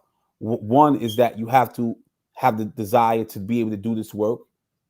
You see that this is somebody put in the chat that imagination is better than knowledge. You have to see it in your mind to be able to conceive it mentally so that you can manifest it physically. And if this is something that you aspire to do, then you have to develop the means to go about doing that. So if you want to go in that direction, definitely something you can do. Again, it's more than just saying we should do that. If this is something you see yourself doing, then learn more about how to incorporate a 501c3. And when I say a 501c3, I'm just speaking specifically, I'm talking about uh, a nonprofit organization. Thank you, Mikey B. So I'm just talking about the code of how that coding of that particular Yeah, corporation process works. it's a tax. It's a tax. It's That's just a a tax tax code. code. Yeah. You know what I'm saying? So all that is just a code, and it's giving you knowledge on how to do that. So we can have those discussions about that. Make sure you guys subscribe if you haven't already to the channel. Please, man, hit the like button, the notification bell, and put your thoughts within the chat as well. We definitely appreciate the feedback after the fact. We're here today. My name is Moshe KK. I'm here with my co-host Kevin KK Ford and Michael Willacy, aka Mikey B. And we basically talking about the criminal injustice system. I see Ronan. What's going on? What up, son? Look, his head picked up and everything. He good, people. Hey, yo, he gonna make that. He gonna make that cat famous, eh? Yeah, nah, yo, listen, that's family right there. So we're here talking about the criminal injustice system, and the reason we call it the criminal injustice system, is because our people in America have never had justice. So how can we call something what it's not? My name is Moshe. My name is not John, so I'm not going to answer to that, right? So I'm not going to call something that it's not. So today we're here discussing the criminal injustice system, and we were speaking about an individual by the name of Terence Rice, who's been incarcerated now for the last 31 years and 2 months for a crime that he did not commit. He was sentenced to 75 years to life, and we're looking for the support from the community to sign a petition that Mikey B put into the chat. He shared with the chat. Make sure you Um, post it again. Make sure you post that again, bro. yes, please make sure you post it again, Mike. Another thing that I wanted to say, I saw somebody else put into the chat. True Dollar, salute to you as well. Yeah, $2. I wanted to say something to him too, Mo, when you finish. Okay, my brother. Somebody else put. Hold on, I forgot what it exactly was. Where was it? Oh, okay, yeah. Oh no, that was Jose Montalvo again. He said it's a cycle that's been 1,000 plus generations, just not only black or brown, but all races, and will continue until all the group or nations build positive lifestyle. And ideally, yes, that's true. We have to have positive lifestyles. But what is it that we're trying to do? What is it that you want to do? What are you striving to do? I think it has to start with the individual. Like you have to look at yourself in the mirror, and you have to ask yourself, what do you want for yourself? Do you see greatness within yourself? And these are the things that we have to do for ourselves, right? We got to figure out what we want for ourselves, because a lot of times our inability to move forward is because sometimes we don't believe we have the ability to be able to move forward. We don't think we can change the current status quo because we feel as if the status quo has existed for so long that our efforts would be futile. Some individuals, they get discouraged and think, listen, man, the system has been doing the same thing over and over again. Individuals always come together talking about this unity stuff. Next thing you know, we back to square one and we haven't made any progress itself. But that's not necessarily true. When we do come together, it's up to you to push the envelope to see how far you're willing to take this progress, this work that we're involved in. So let's keep moving forward. Let's doing everything in our power to try to get to we know we can get, and hopefully we'll make some significant progress. Let me check up on Mr. Boyd. He told me to call him back in 15 minutes. Hold on. All right, Chew. Let me just say this. Yeah, $2, man. AC, I'm working on something similar, big with EM3. So I'm still going through the whole registration process. I already got the first part of registration done, but I've been taking my time because I want to make sure I have a solid board of directors. You know what I'm saying? So not only that, but I'm not just being that I looked into the tax codes, because a 501c3 is not the only type of nonprofit organization. So that's the thing, like you have to understand, True.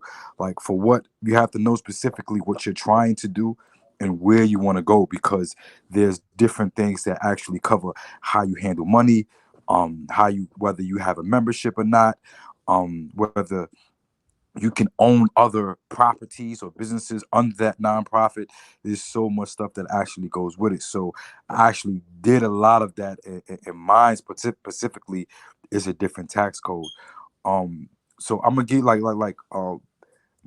IG, Kevin Ford 1996. So listen, like look me up, like hit me in the DM though, because I definitely I want to build with you, man. If you really trying to go somewhere and take it, because what I'm looking at is something something global, actually something that Marcus Garvey did in the back, because I feel like he was way ahead of his time in what he did when what he created with the UNIA, and it's kind of something that's needed now, as far as forgetting these people's politics, forgetting all that, and pooling our resources and putting our minds together to actually build ourselves up. You know what I'm saying? Instead of looking for a handout or launching and asking other people to yo treat me better or do this. Like, no, we need to just lock in to what we're going to do and focus on that. You know what I'm saying? And let all that other stuff just fall to the wayside. Whatever comes. But Chew, make sure you hit me, bro, and look me up, because this ain't, man, this is serious. You know what I'm saying? This is serious, man, and we definitely got to make things happen. So yeah, got you. I see you. All right, so since we started the chat, it was at 9,642, Moshe, 43. We had 9,666. Nice. I posted it on my Instagram. I guess all of us in the chat, we put in that's more than 20 something right there. I posted it on my Instagram.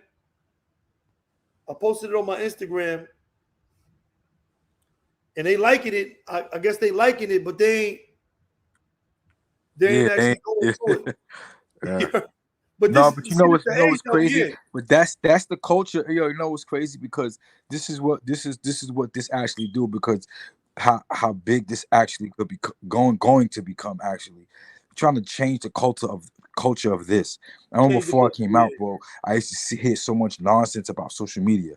Yo, it's just people faking and fronting and and chasing this and chasing that. But I always looked at it as like, yo, you got access to the world through your phone or and you ain't really trying to effectuate no real type of change. You ain't really trying to network and build with people. And you got basically the world in the palm of your hands. And you ain't trying to do that. You just want to be on there being ignorant. You know what I'm saying? So, like, that particular thing, like we have to look at and change and show, like, yo, nigga, this could be this was built from here. Using this platform to actually really make change, because you can touch and reach so many people from right here, just from here. Whether sitting in your living room on the phone, on your laptop, can reach so many people. I mean, even on check-ins last time, you was people from different areas: California, Jamaica, New Orleans. I gotta hit my boy from Haiti up to because he's supposed to tune in too. But it'd be so many people, so it's just like, nigga, we have to lock in on that. You know what I'm saying? Lock in on that. Whatever city or state you from. One of the brothers that was in Atlanta, that was in the chat, already hollered at me in my DM, like, yo, bro, what up? Blah, blah, blah. And I already hit him back, sent me his phone number and all that. And we ready, you know what I'm saying? Like, ready to link up. So this would this thing be about. Mm-hmm.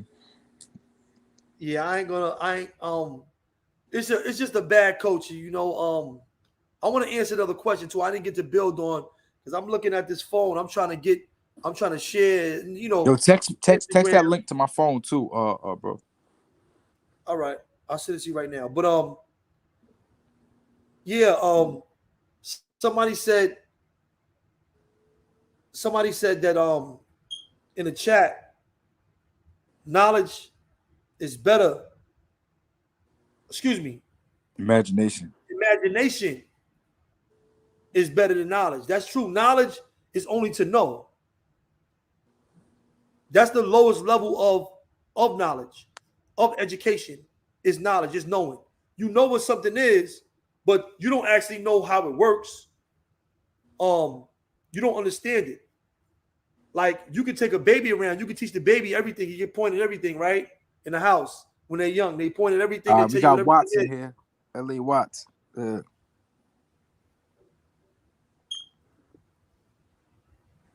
know, but imagination you can create. And, you know, like now we're using imaginative ways to support people, to impart information. And this is what we did in prison, Moshe, when we had classes on the gate, when we found inventive ways to get the young homies to the schools, into the classes, and to talk to them. We sat down like we doing now, and we developed ways in executive board meetings in prison to get these guys into the classrooms and how to keep them there and how to teach these guys. That wasn't something that we just organically did. It was a conscious move, you know what I'm saying, from the conscious mind. And that's what we got to do. You know, we sitting here, we leaders, obviously, and we following the right path. We following the right people, and we leading who we can as well. If we take one or two, three, you might not get everybody. Somebody else might got to get that, or they might need to go through something in their life that's going to change their direction. I had a hard head. It took me a while, and one thing, like, we got a brother coming up, Jalil, great brother, Black Panther. We're going to be doing an interview with him. He did 50 years in prison. We did 25. He did 50. Real Black Panther, real a part of the civil rights movement, the Black Liberation Army. Herman Bell is his co-defendant. Herman Bell did 45, right? And Jalil did 50. But they were real Black Panthers. One thing I say about them, they never turned their back on us. Wow. Me being a young gangbanger in prison, they still embraced me. They still came and said, yo, Mikey, come in this class. Get the homies to come in the class. We're going to teach them. Or if we had the class and they pull up to the prison, we're going to go get them. Jalil, you got to come to the class. Come teach the bros. We need to hear you, big bro. And they never was scared to come and talk to the community and to support the community. That was a great example from them brothers. And I never turn my back. I always make sure I talk to guys, young guys, when I can. I make sure I give them the words and impart the information to them, because it's our duty. It's our responsibility. So that was a powerful piece for me, bro. I can't wait till we see him on the podcast. I can't wait till y'all come and hear all the history and all the information that he has to give y'all. I still got notes from his class. When he came to our class, It was my class in Shawanga, and I bring him there as a guest to talk to the people in my class. And I was taking notes. I still got the notes. When he come, I'm gonna show y'all my notes that I still got.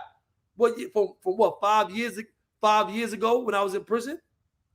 So that's how powerful he was. Yo, so you want to pull something? Yo, let me say this about Jalil. And prior to meeting Jalil, and like you said, Mikey, he spent 50 years in prison, not because of something he wanted to do for himself, his own selfish aims and objectives. He spent 50 years of his prison because of the love he had for Black people in America and just in general.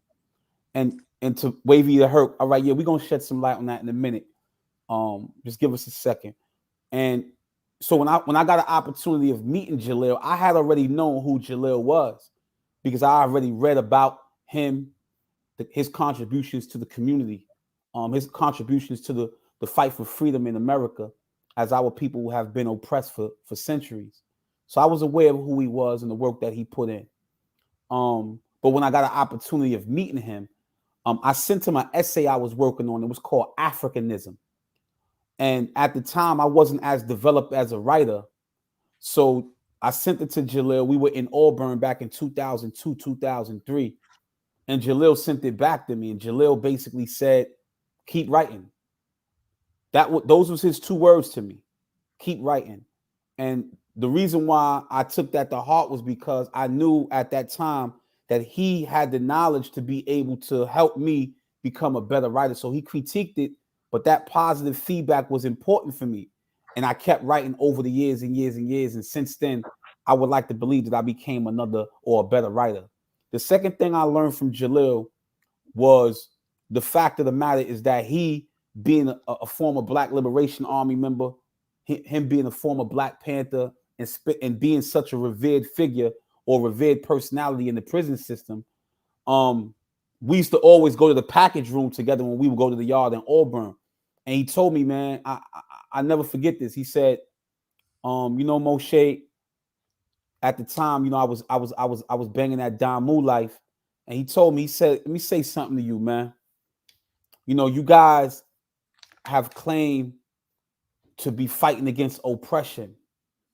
He says, but one thing that I will say to you is that don't deviate from that course. As long as you stay committed to fighting against oppression, if you and your people continue to do that, then you guys will never go wrong because you will always be fighting for something that's righteous. And I took that to heart and I never forgot that. So, years later, after getting back with Jalil, after we got a chance to be with each other in Shawanga, because I think the next time I saw him was like literally 15, 16 years later. We had the opportunity of speaking about that.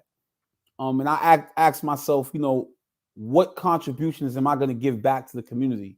How am I going to give back to the community?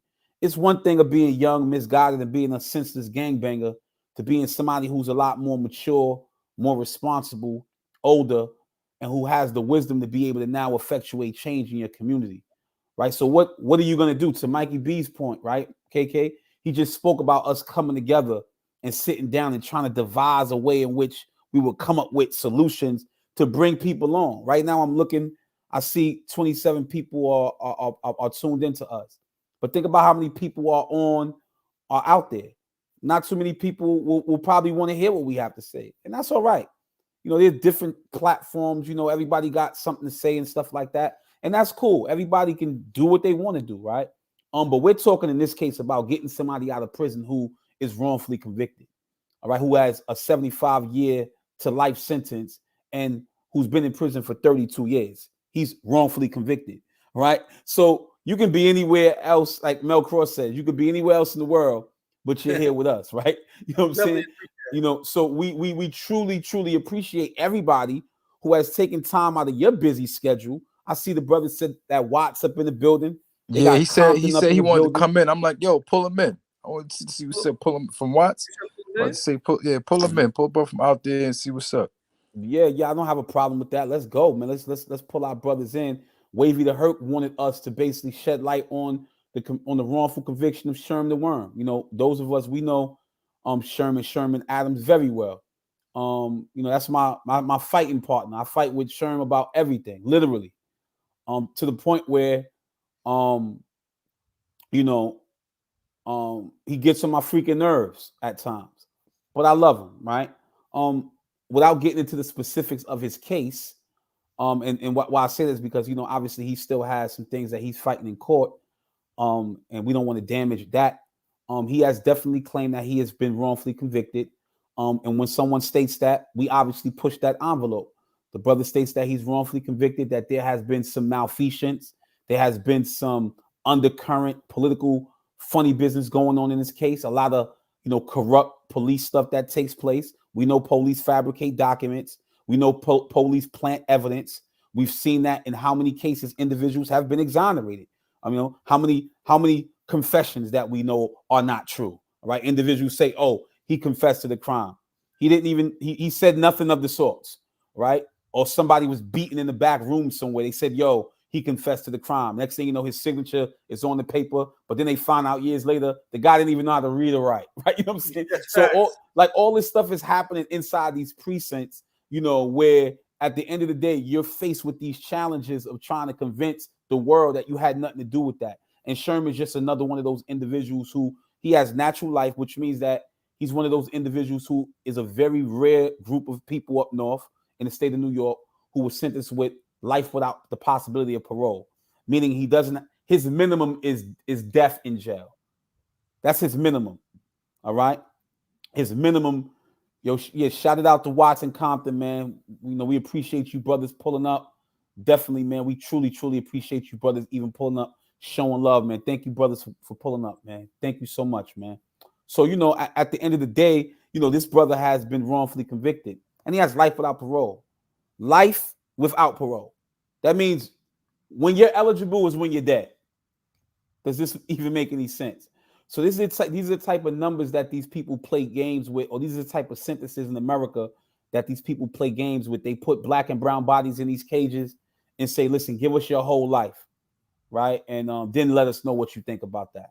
So listen, anybody who's here, I'm sure you know at least one person who's been incarcerated, all right? I'm sure everybody in the chat could agree to that, whether it's a relative, whether it's a close friend, whether it's somebody who you've grown up with, right? I know somebody who is incarcerated. They say that 1 in 3 black men, statistically, 1 in 3 black men will go to prison. So if you got 3 sons, then you should be very wary. You should be very wary that perhaps statistically they say that one of them will be incarcerated. All right. So this is somewhere you want to be. Call a relative, let them know, listen, to tune in because we're talking about some serious stuff here. All right. Tap into WeLockedN. Please, man, if you have not subscribed already, please subscribe. Hit the like button. If you have not done that, man, hit the notification bell as well.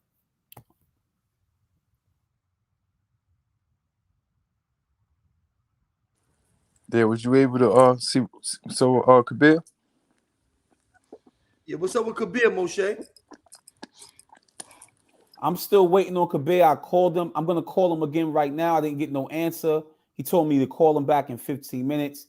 I'm going to call him once again, my brother. Just give me 1 second. I'm going to call him right now. I'm about to say, you about to pull a brother in from Watts to see what's going on in Watts, man, to see anything that, you know what I mean? Yeah, let's pull our brothers in, man. Pull our brothers in from Watts. Let's get it in. Let's talk to our brothers, man. He want to come in? Yeah. Let's pull the brother in. Well, he said it. He said he wanted to come in? Yeah, yes. Yeah, he said it. He said put him on. 460 worldwide. He had put his information in there at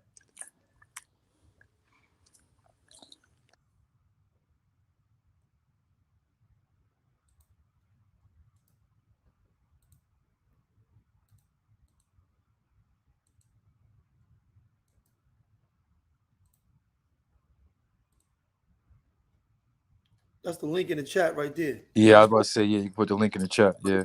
The link in the chat. Unfortunately, my brother, I don't know what's going on with Kabir. I would definitely love for him to be a part of this discussion because he obviously spent 30 years of his life in the state of New York. We all know Kabir. We've all been with him. But unfortunately, he's not answering his phone. I don't know if he's in the area in which, Great brother. you know, huh? Great brother. Yeah, great brother. I don't know what's going on. He said he would be here, so I hope that he's all right, and I hope that he's able to get from point A to point B. You know, we just don't know what's going on with him. So if we're not able to get him, it's you know, unfortunately, I'll be unfortunate to us, but you know, we wish him well, and we hope that he's safe, and that he reaches his destination safely. Is the brother from Watts coming in? We're gonna pull him in? Put the link in the chat. Oh, okay, yeah, that's great. That's cool. I see Billboard Shaw said the injustice We system. went up. Yo, We went up again. Oh, excuse me. We went up from 9,666 to 9,675. We went up. That's good. That's 9 more people, man. And I don't know if we appreciate that. Yeah, no, we definitely appreciate that. We truly appreciate that. Oh man, we would love to have Man Do up in here, champ. I mean, that's our big brother. Man Do at? I don't know, man. I sent him. I don't know what's been going on with Do. I'm sure he's all right, but we would love to have Do up in the building, man. Do is family. Get Do on the gram. See where Do is at. Go ahead. Yeah, that's Man Do. I mean, we would love to have somebody who contributed so much to our lives. I mean, he gave us a lot of his time, his efforts, his energy. He did everything in his power to try to educate us on the inside of the prison system. We all are students of Man Do. I don't think anyone sitting on this panel can say that Man Do, they did not learn one thing from Man Do. We learned a lot. So I'm thankful for that. Big Do from the block, right? Yeah, Big Do from the block. He ain't on here right now. I'm gonna see. All right, the brother's saying that the link is not working for whatever reason. What you mean? I just put it in. That's what the brother's saying. I'm looking at the chat right now. He's saying that the link is not working.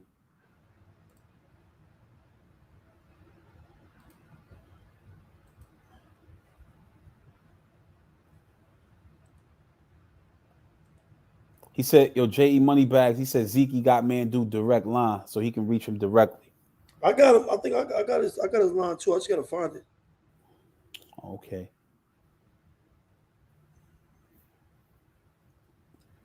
Definitely spoke to him. Matter of fact, let me just look for him. Yeah, I see you put the link back into the chat. That's the link. I'm hoping that I'm hoping that they'll be able to go to it. In this case, the brother from out of Watts.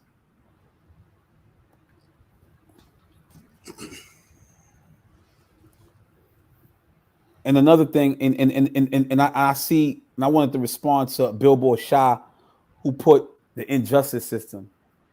Yeah, there's no question that it's an injustice system. That's just the reality of the situation. I could tell you some stories, my brother, man, and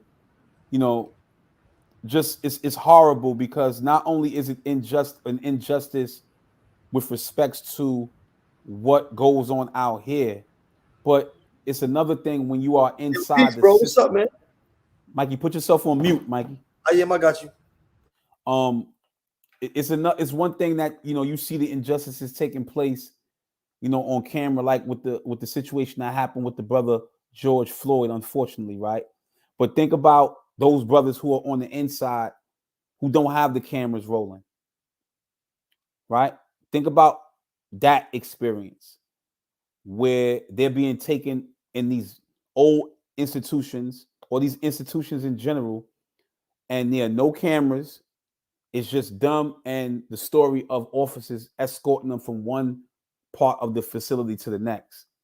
We know, all three of us know of individuals who have lost their lives under these circumstances, and they will claim to have been doing some superhuman type stuff, that they tried to come out the cuffs and do all type of stuff and hit the officer in the head, and next thing you know, these individuals lost their lives. I know myself, right? I can tell you countless stories of stuff being placed into my cell or the cell that I was occupying at the time, right? It happened to me in Auburn. It happened to me in Southport. It happened to me in Wendy. In each of these jails, I was set up by correctional authorities. Not only was I set up with weapons in my cell, I was set up with unauthorized gang material in my cell, right? These officers then went to the extent where I had, what happens is that when you're accused of violating the prison violation rule, you get a misbehavior report. And with that misbehavior report, you have to then go to the hearing to defend yourself against these allegations.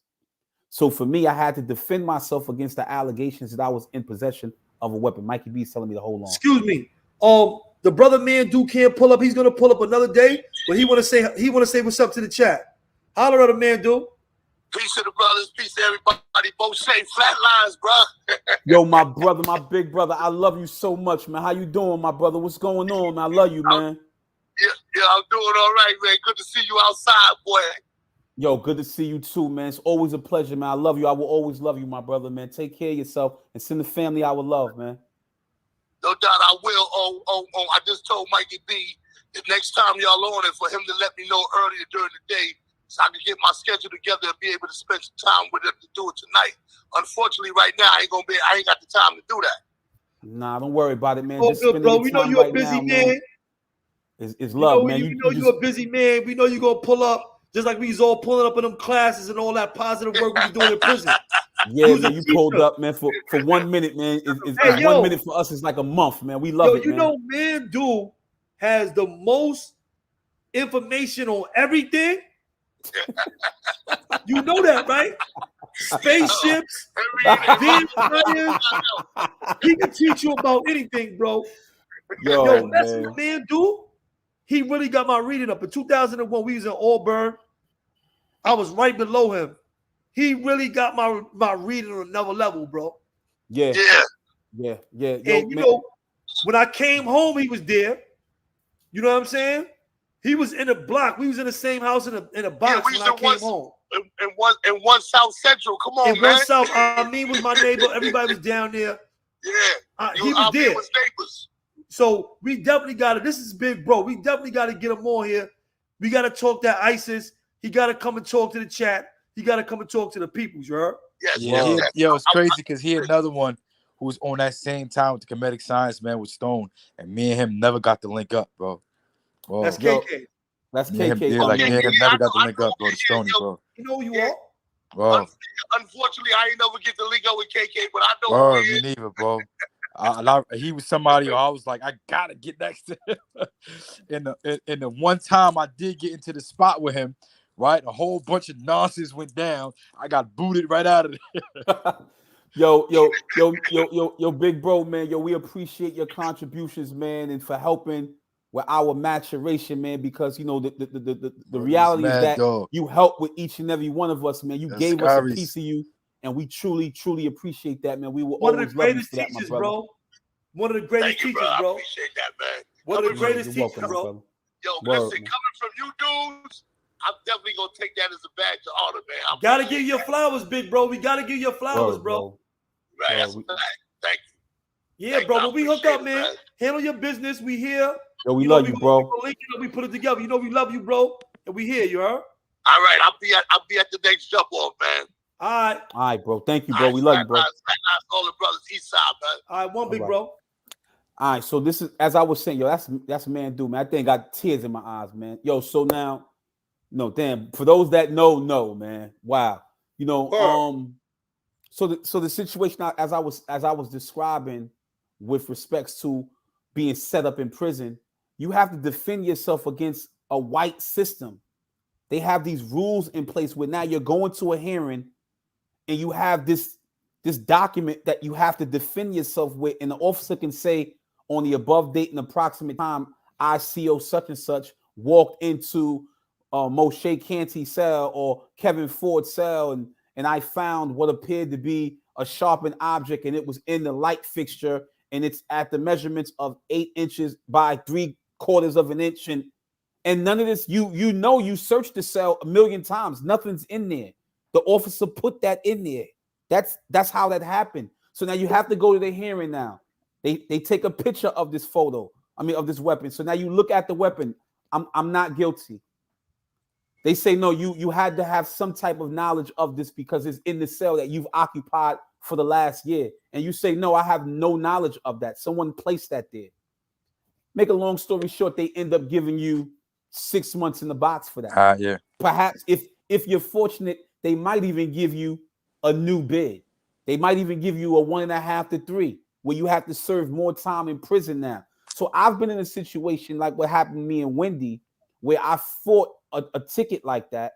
I not only got 6 months at the disciplinary hearing, but when I went to Albany, when I filed my appeal to Albany, another institution, meaning that governs docs, their rules and regulations. This is where the bureaucrats in Albany are. They rubber stamped that weapon that was in my cell. They rubber stamped the time that I was given. So from that moment on, I said, you know what? I'll get me some justice, because I know there's somebody out there who knows that this is an injustice. So I went to the 3rd department. I filed a claim saying that there was no substantial evidence that this weapon was mine. You know what this panel of 5 judges did, man? 5 judges unanimously agreed with the Department of Correction that this weapon was mine. This weapon was never in my possession at all. This is the type of white supremacy, racism, injustice that exists all over the country. So you can be totally innocent of something, totally, completely innocent of something, and you do not stand a chance, because as long as you stand in, diametrically opposed to white supremacy, they're gonna always look at you as being a threat. And that's how they neutralized me. They put me in a box and they sat me down for like 6 months, 180 days. You feel me? So this is the type of stuff that we had to continuously fight back against. And this is what many brothers that we know continuously fight back against, these injustices that have been going on from day one. Thankfully for brothers like Mandu, we're thankful for that. Brothers like Sobe, brothers like Shaquel. Shout out to Shaquel. Shout out to Shaquel. Facts. No, I mean, for real, these brothers helped us develop the skill set to be able to challenge all of these rules, because don't get it twisted. You go to the law books right now, you punch my name into the system, you're going to see a lot of cases up in there. A lot. You know why? Because I was fighting. I was not standing victim and allowing these unjust laws to just exist on the books. I knew they were unjust. I got jumped. Do y'all mind if I tell y'all this quick story? Okay, so I went to Clinton. The officers attacked me. They took me to a area of the jail in which there were no cameras or nothing. They attacked me. I was attacked. I thought, no lie, in that moment they were gonna kill me. All right. They pulled I had long dreads at the time. They pulled my hair out, yanked it out, pulled out all of my hair, or not all of my hair, but most of my dreads. All right. So I said, okay, they're going to kill me. I'm done. I'm fighting 4 or 5 officers. I went to make a left turn into like a little area. Next thing you know, it's 4 officers there. They automatically charged at me as if they were waiting for me. A sergeant was there. They put the cuffs on me. I'm fighting 4 or 5 dudes. Who going to win 4 or 5 dudes? They throw me on the ground. I'm fighting with these individuals. They put the cuffs on me. They beat me up like I've never been beat before. Take me to Unit 14, the hospital, everything like that. It's hard for me to fight. I can't do nothing at that moment. They ended up giving me 2 years in the box for that. I got 24 months in the box for that one incident right there. The officer, the hearing officer, said that I assaulted the officer, that I was on the wall with my hands faced on the wall, and that I spun off the wall to try to hit the officer like this. So if anybody's ever been with their hands on the wall, try putting your hands on the wall with your feet behind you, and try throwing a punch like that. It doesn't make sense. You're off balance. You don't have no center of gravity. So if I'm going to just knock you out, why would I wait till I get on the wall to be so upset? I'm going to just break your jaw. You know what I'm saying? Why would I wait till I get on the wall to do it? I'm going to just knock you out. Done. It's quiet. It's over, right? Why would I wait till I get in this position to do it?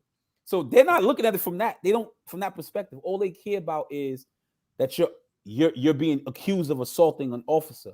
So I'll go up to Unit 14 after a while. I mean, after this incident. And now what's happening is that I'm noticing that black men are coming up there, and I'm doing most of the investigation of their misbehavior reports. And I'm seeing that these same individuals are being accused of spinning off the wall. This is the common practice that's happening in Clinton. That everybody's coming up to the box that's being accused of assaulting police is somehow they spun off this wall. This can't be happening. What are the chances that everybody get on the wall and they're spinning off? Who are these guys? This Yo, is you the know type it's of crazy. stuff Yo, that yo, happens. it's crazy. It's just that a lot of people don't realize, man, who haven't been there, how upfront and blatant the racism actually is. You know what I mean? Like you get it live. Like you be going around New York, think everything is fine, but when you in these prisons, bro, prisons, you really see it firsthand. Like, and that's the thing that it blew my mind. You know what I'm saying? Like it blew my mind. That same thing you said about Corner Roll. You know, sometimes they have you on it, they try to spread your legs extra, you know what I'm saying? Extra wide, or yo, bring your left leg back or something. Actually looking to try to get you to stumble or fall or whatever, just so they can come. Oh, well, he tried to come off the wall. So like definitely understand. Definitely understand. I don't went through that myself. And what's funny was I used to hear like, yo, brothers is fighting, but doing what we doing right now, like that made me actually want to do Article 70 or something, because I wasn't doing it. I just held it down. You know what I'm saying? I said, listen, I'm doing this, I'm handling all this work, I'm doing all this dirt. That happens. I ain't even gonna deal with it. You know what I'm saying? But it got so much to the point whereas I was getting violated to as like, you know what, something has to give. You know what I'm saying? Like something got to give, and actually, that was the thing to actually do. You know what I'm saying? Getting the thing, you know, brothers used to be out there, like in the box. Yo, what's up, man? Yo, you know, I put a 440 together. Yo, you know, all the 78. Boom, boom, actually showing. That's how I actually learned how to do it. I mean, like being in a box and being around certain brothers, but it's 050 the movement. 05 for the movement. 050 See, the movement is in the building. Shout it out, man. What's going on, bro? Peace to you too, my brother. Hit the link. Hit the link. Yeah, bro. You know who told Man Do about it? Man Do was telling me About what? about the podcast. Who? S. Big ass? You know that. Come on, that's big bro right there, man. He was like, yo, you got to get up there with him. He told Man Do, yo, you got to, he already knew. So I talked to Man Do, he already knew. You That's got to big. go up there with him. They got a good show going up there. That's big bro right there, man. Big bro, man. He's one of the elders, man. When I pulled up in Comstock, man, he sent me a bag like a big freaking huge bag. Came down food, fried chicken. I said, oh, it's lit. Let's eat. I want to eat. Yeah, and so Champ Stone, you mentioned you now don't worry about it, man. You late, man, but you here, man. We appreciate you coming, man. We thankful for that, bro. Champ Stone, I'm gonna tell you about Attica. We right now, you know, we collaborate in our efforts right now to shut down Attica. All right, Zoo and y'all can go to my IG page. Y'all can go to our IG page that We Locked In. Y'all will see that there is an article that was done by my man Alex Duran. They are definitely, absolutely, we get Blue Boy up here. Blue Boy mess with all of us. We're gonna get Blue Boy up here. Of course, he just came home though. Just came We're gonna home. let him breathe. He just came home. Let him breathe. Absolutely, let him breathe. But yeah, there's no question about that. So as far as Attica, we're right now in a campaign because a couple of well, we'll get to that. But the goal is for us to try to basically help close Attica down. We're trying to get Attica closed. That's what our goal is. We want to pool our resources. We believe everybody in this chat that's listening to us right now, if we unite, we can come together to help close down Attica Correctional Facility. Because Attica Correctional I'm about to come in through my laptop. All right, the link is in the chat. Attica Correctional Facility is an institution that breeds hate and racism. It is a symbol of racism in America. And we know individuals who have been indiscriminately beaten, abused, humiliated, and killed in Attica. So there should be no reason why an institution like that should be allowed to exist in America if this country truly believes in its values. If that's what they say you believe, or perhaps maybe it should exist because they truly believe in their values. All right. So either way, you know what I'm saying? That type of place should definitely close down. All right. I don't know what's going on with Kabir. I'm gonna give him one more call to see if he's willing to come on with us, man, so that he can basically come up here, my brother, and talk about the 30 years that he did in prison, as being wrongfully convicted. Tonight's for everybody that has pulled up. Please, man, if you have not already subscribed to the channel. Please, man, hit the like button, hit the notification bell, and also, man, put your comments afterwards, man. Let us know what you thought about tonight's discussion. Today we'll talk myself. I'm Moshe KK, as you guys know. I'm here with my co-hosts KK and Mikey B. We're here discussing, the criminal injustice system in America, as well as wrongful convictions. The wrongful conviction of Terence Rice, who has been wrongfully convicted and sentenced to a crime that he has no knowledge of. He was sentenced to 75 to life. He has been in prison for 32 years as it currently exists. Mikey B has placed in the chat where you can go to change.org and you can basically, or you can just Google his name, Terence Rice. It'll take you to change.org. It will come up and you can just go there, sign the petition. We're trying to get individuals to sign the petition, as many individuals as possible. So if you know somebody who you can influence, Mikey B is showing us a picture of it right now. If you know somebody who you can influence to sign a petition, then use your influence to sign them. I don't care if they family, Share it on your Facebook, man. Share this, please. Share it. Get somebody Instagram, there. Facebook, share this, please. Please share it, man, because we're trying to get this brother home, and at the very least, we're trying to bring some attention to this injustice that's been going on. All right, I'm gonna try right now at 9,675. We stuck. It ain't moving. All right. Well, that means that somebody has it signed it, and we need to get that thing, get them algorithms moving. Let me try to call Kabir. All right. We got about 30. We got about 32, 33 signatures up there since we've been on. But we got more people than that in the chat. We had more people than that in the chat. You know what I mean?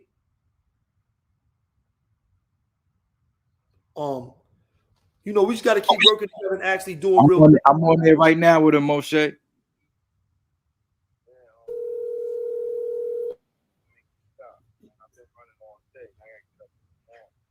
Yeah.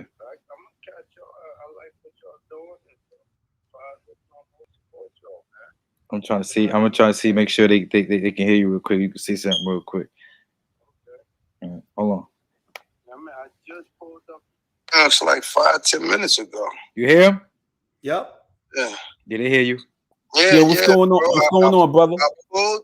I pulled on the show. I seen y'all. I couldn't hear what y'all was saying, but I seen y'all. So I thought y'all was able to see me. I stayed on for about maybe 5 minutes. Then I signed off. And when you called me, I was already en route.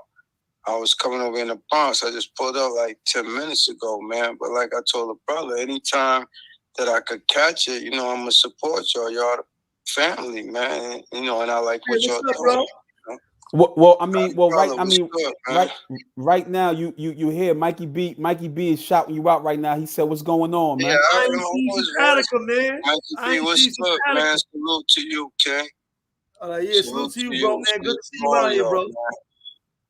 Like I spoke to you earlier, big bro. Like I spoke to you earlier, man. We just here, man, to try to, bring the light, man, some injustices that's been going on regarding individuals, and without getting into all of the specifics, because you and I spoke about that, but you have been wrongfully convicted, and you spent a total of how many years in prison? 30, man. 30. You spent 30 years, brother. You spent from 30 years to 2019. Wow, from 89 to 20. How old were you when you went to prison? 23. I came out at 53. And you came out at 53. Wow, man. Damn, man. And in regards to that, did you at what point of your bid, I'm sure you fought the whole way to try to, get your freedom back or whatever the case may be like that. But were you ever exonerated of these charges that they accuse you of? Really? Well, let me be. I'm just being transparent and honest. I fought in the aspect that I never, from the time that I was arrested, I've always said that I didn't have nothing to do with the crime, which actually in the end it helped me. But as far as actually fighting in the way that I felt now that I should have fought, I didn't fight because I was more focused on what I thought was the way to survive in prison, which actually was the wrong way. But I've always denied that I had any part in it, which helped me in the end, whereas this new integrity unit in Queens, mine was one of the first 5 cases that was taken with this new integrity unit under Melinda Katz. And mine was the only case where someone was released from prison that was taken. Most the other 4 cases out of the first 5 are guys who are still incarcerated. So at this time, no, I'm not exonerated, but I have a very prestigious law firm that took my case pro bono, and we are still fighting. You know, right now we're giving the integrity unit the opportunity to right this wrong first before we actually take it to court, which is one of the, you know, it's one of the benefits that you have if the integrity decide to take your case. Whereas if you put your appeal in or your 440 in, the integrity unit automatically steps aside. But if you allow the integrity unit to right the wrong, you give them the chance to do it. And then if for whatever reason they pull back or whatever, then you can always put your 440 in or whatever post motion that you use, you could put in at this time. So, you know, I'm definitely grateful that they picked my case out of one of the first 5 cases under the new administration with Melinda Katz, you know. And we want to shout out, man, you know, Melinda Katz and thank her for her diligence, man, and seeing that justice is done in your case, man, and we hope that she is able to expand that mercy for those individuals who also have been wrongfully convicted. Again, man, y'all tuned in to We Locked In. I'm your host, Moshe KK. I'm here with my co-host KK and Mikey B. We're talking to Sean Boyd, our brother who spent 30 years in prison. He's wrongfully convicted. And we were also talking about Terence Rice, who has been wrongfully convicted and has been sentenced to 75 years to life. And he's currently in prison at Green Haven Correctional Facility, where he has been incarcerated by New York State Correctional Services for the last 32 years. Yeah, go ahead, my brother. I apologize, man. Yeah, we just got Zoop. Hold in. Yeah, anything else you want to say before you roll out?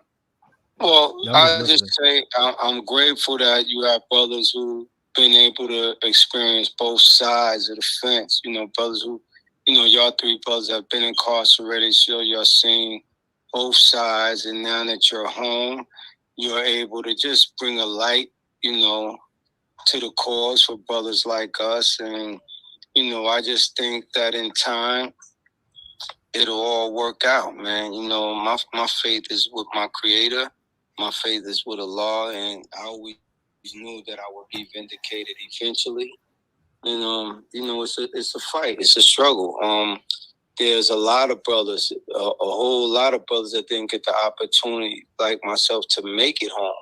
So, you know, whether it's my case or brothers who have been exonerated, we give light and hope to a lot of brothers who are still behind the walls. So what you brothers, I commend you brothers for doing a great job, and anything that I could do. You know, unfortunately, I wasn't able to get in live as far as the video aspect of your show because I was on the road, but I'm here with you in faith, you know? No. Thank you, man. We whatever, my brother, man. You know, you're my big brother, man, and you know our big brother, and we all love you, man. We appreciate you. You know, we spent countless days and hours together. I learned a lot from you. We just appreciate the fact that you spent whatever time that you could spend with us, man, just to explain a little bit about the injustices that you've endured over the last 30 years, man. And we're just thankful that you were able to share that with us and our listeners, man. We truly appreciate that, my brother. We love you, and we wish you nothing but success moving forward. Yeah, salute to you, man. Salute to all the brothers that's still behind the wall, man. And one thing I will say is just never give up hope, man. You know, never give up hope. It sound like he need a platform, bro. Yeah, bro. Oh no, the brother. Yeah. This Brother is official, this, man. That's like yeah, the he ain't brother got big official. brother for no reason. Bib, you know, You know what, though? he got some Yeah, things going on. Before I get started, let me just say salute to this whole panel, man. Real talk, man. Appreciate y'all, man, for shining light on us young bucks. You know what I'm saying? With that being said, from what I We just got our heard own popping studio. in, yeah, from what I just heard popping in, though, bro, it sounds like homie got a lot to talk about, a lot to teach. You feel what I'm saying? And if he's still listening, my name is Zoo Capo. I do a little bit of everything. If I can help you build your platform or whatever you need in any way, free of charge, man, let me know. Get at me. You know what I'm saying? I'm all about helping my brothers at the end of the day. 050, the whole movement. You know what I'm saying? I'm tuned in with Harlem Legend, with Saladin, with China. I just helped China. I just helped Harlem Legend start their own big shit. You know what I'm saying? And that's why I wanted to pop up. Excuse my language, by the way. That's why I wanted to pop up here real quick, because I saw that Mikey B does music and all of that. I'm a producer and I'm also a musician.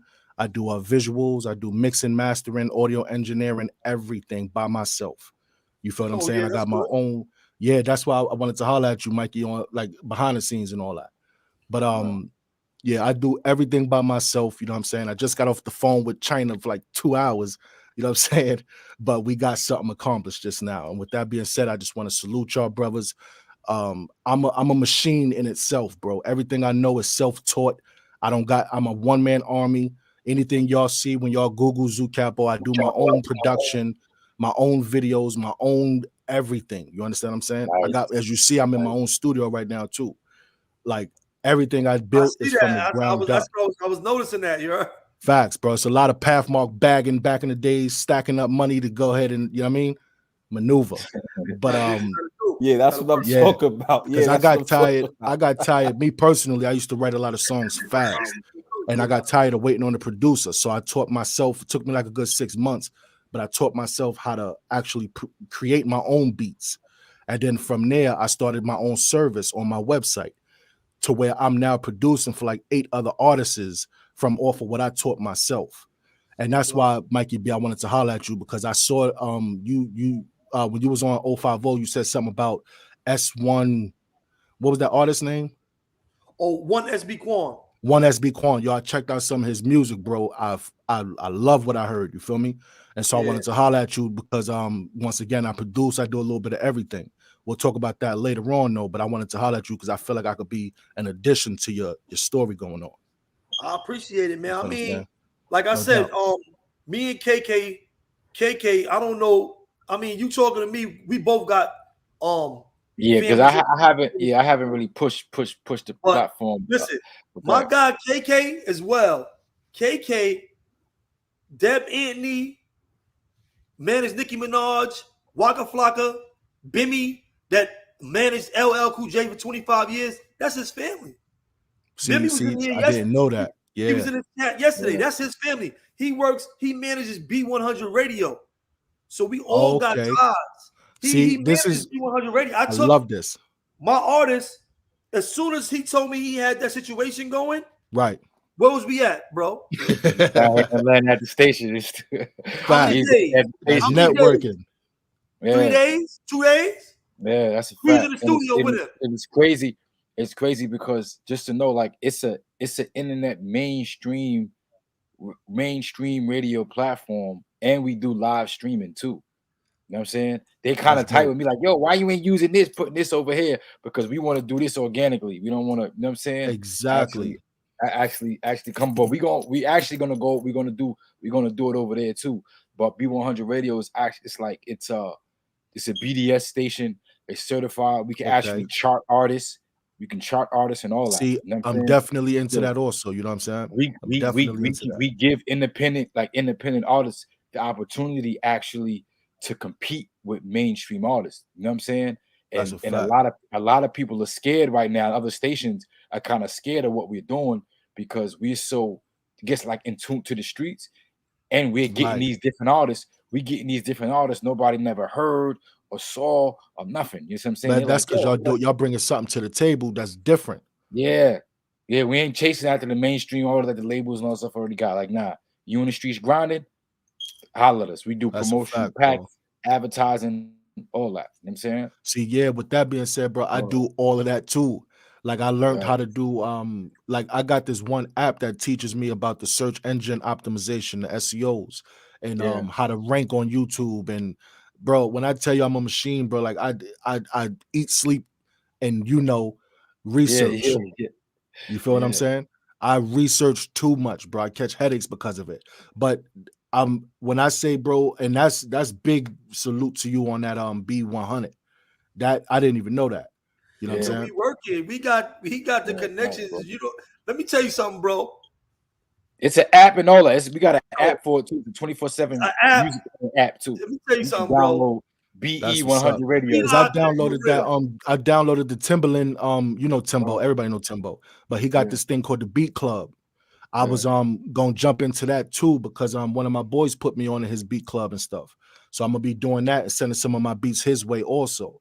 I'm about to 2022, and like I was just on the phone telling China. It's to the point now, bro, when we all been there, done that. We was all knuckleheads growing up. You know what I'm saying? Right now, our people was kind of messed up. It's time to I got a song coming out called New York Need to Stick Together. You understand what I'm saying? All jokes aside, all egos aside, all pride aside, bro, we still New York from day one. We got the world right now looking at us like we clowns. You understand what I'm saying? And we are the number one. I don't care what nobody say, bro. That's in the heart, bro. You know what I'm saying? We got to remind ourselves that, like I was raised up. My favorite rapper is DMX. You know what I'm saying? RP. He taught me so much different. I don't copy what's the next hot wave. I'm genuine with mine. You know what I'm saying? I got over 4,000 people on everywhere following me and this and that for a reason. I stick to my own lane. You feel what I'm saying? I'm not trying to be the next Lil Baby, the baby. I'm not trying to be none of that. And I make music off of emotion, off of how I feel that day. That's why I'm so versatile. Because one day I can make a drill beat. Next day I could be loved up with one of my shorties. You know what I'm saying? I can make a little I love you type beat. Like I'm that type of way. You feel what I'm saying? And with that B100, bro, I think that's a big dope move. I didn't know that. I got to do more research because this is my first time even popping up on y'all. China and Harlem and everybody was telling me about y'all. Yo, I love something you said, man. First of all, man, let me introduce myself to you, man. Nice to see you, my brother. Nice to meet you, man. Appreciate you as well. And I'm glad that you're here with us, man, because something that you said that makes sense to me, right? Is that the way we're looked at as New York. We've always been the ones who have been trendsetters. And for me, it just feels as if not taking nothing from any other geographical area, right? I respect all of those brothers and all of those areas, right? But I kind of feel like we lost a little bit of our swag, and we began to kind of like, because we do have this sense of entitlement to the extent that we, feel like if we're not bopping a certain way, we lose focus. And I think we began to try to start acting like other people, you know what I mean? And it's not the culture of where we're at. One thing that Mikey B said the other day, and KK mentioned it as well, was that, we beefing here on social media over nothing, where now individuals are looking at us as if, like we're a bunch of clowns. And it's like, yo, bro, like that's not our makeup. Like, we come from a different cloth, but whatever our cloth is, let it be what our cloth is. Let it not be like anybody else. Let it be what, let it, like, you know what I'm saying? Let us focus on what it is that we're focused on. Let us combine our efforts together to try to bring about a collective objective. We don't need to try to focus on these differences we got. Everybody used to copy us. You know what I'm saying? Let's focus on how we can unite around our common objectives, man. So I'm glad that you mentioned that, bro. Let me speak to that though, Zoo. I respect what you're saying about New York, and we still got an identity somewhat. We had more so of an identity in the past. Like if you were from the Bronx, Brooklyn, Queens, or Manhattan, or Staten Island, and I could tell by where you was from by your haircut or what you had on. The way you walk, right? Right or wrong. That's how New York used to be. But what you got to understand is this. The difference between back in the days and the now is that, one, we are in the information age. And we are a part of an international community now. Facts. So it's no longer you only seeing what they wearing around your way. People are on the internet, and they seeing swag and style from all over the world. Right. Yeah. You know what I'm saying? The other day, KK was saying that they doing drill music in Africa. Facts. But Yeah, I saw that too. they Facts. also was talking thug life in Africa too. They was talking thug life in Haiti. They talk thug life in Africa. But that's the machine of marketing and promotion to those countries to get them to be Americanized. Like, let me tell you something, because this is big too. We talking on that. Like, you know, in America, we were the only niggas in the world. Right. You understand that? On American shores, that N-word was born here. Not Right. to change the topic or the subject, but they weren't that over there. They started calling themselves that, and their oppressors didn't. But they was using it when they got on hip hop time. When they got Americanized with the hip hop, and they using that as a way to get into your community. Now, once I give you hip hop, what comes with hip hop? Sneakers. Yeah, I was just about to say that shit. Chains. I can show you my jewelry. I can Cars. show you my a lifestyle being sold with it. So you got to understand, there is a marketing going on in the world that's being pumped to these kids through the what? Through their phones, through advertisements. If you want them or not, basically, basically it's through. And we look at when you turn on YouTube and you try to click a show that you want to see, what you see first? 500 ads. You see ads. So they pushing an agenda. So we in an international community over just small communities like they used to be. We seeing stuff from other regions and other areas in California. You could dress like, you could see something from you can get something from China. My wife, she orders stuff off the internet. This coming from China. It's not even in America. You can get stuff that's, so we in an international, this is an international community more than anything now, bro. Look at us. We connecting right now on StreamYard, and we everywhere. You got dudes checking in from Cali. That's a fact. Down south, they upstate, they up north, other countries. So we're in an international community. So you got to understand that. And let me tell you something.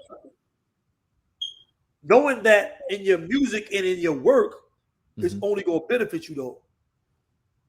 Because you set a trend. If you set a trend now on here, they could be doing zoo music in Africa.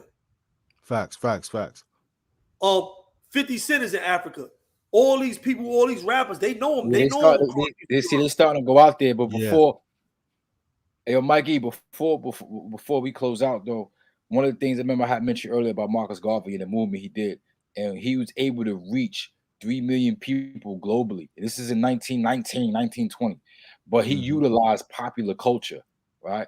So now that's the thing we have to actually do. Instead of letting other people use popular culture to spread whatever they gonna spread, we have to use popular culture as well to spread what's right, to actually get our people back in tune, to actually back working with each other. You know what I'm saying? And these particular platforms, like this is the actual way to do it. Just like you can reach over there with some drill music, we can reach over there with them transforming their particular neighborhoods and cities.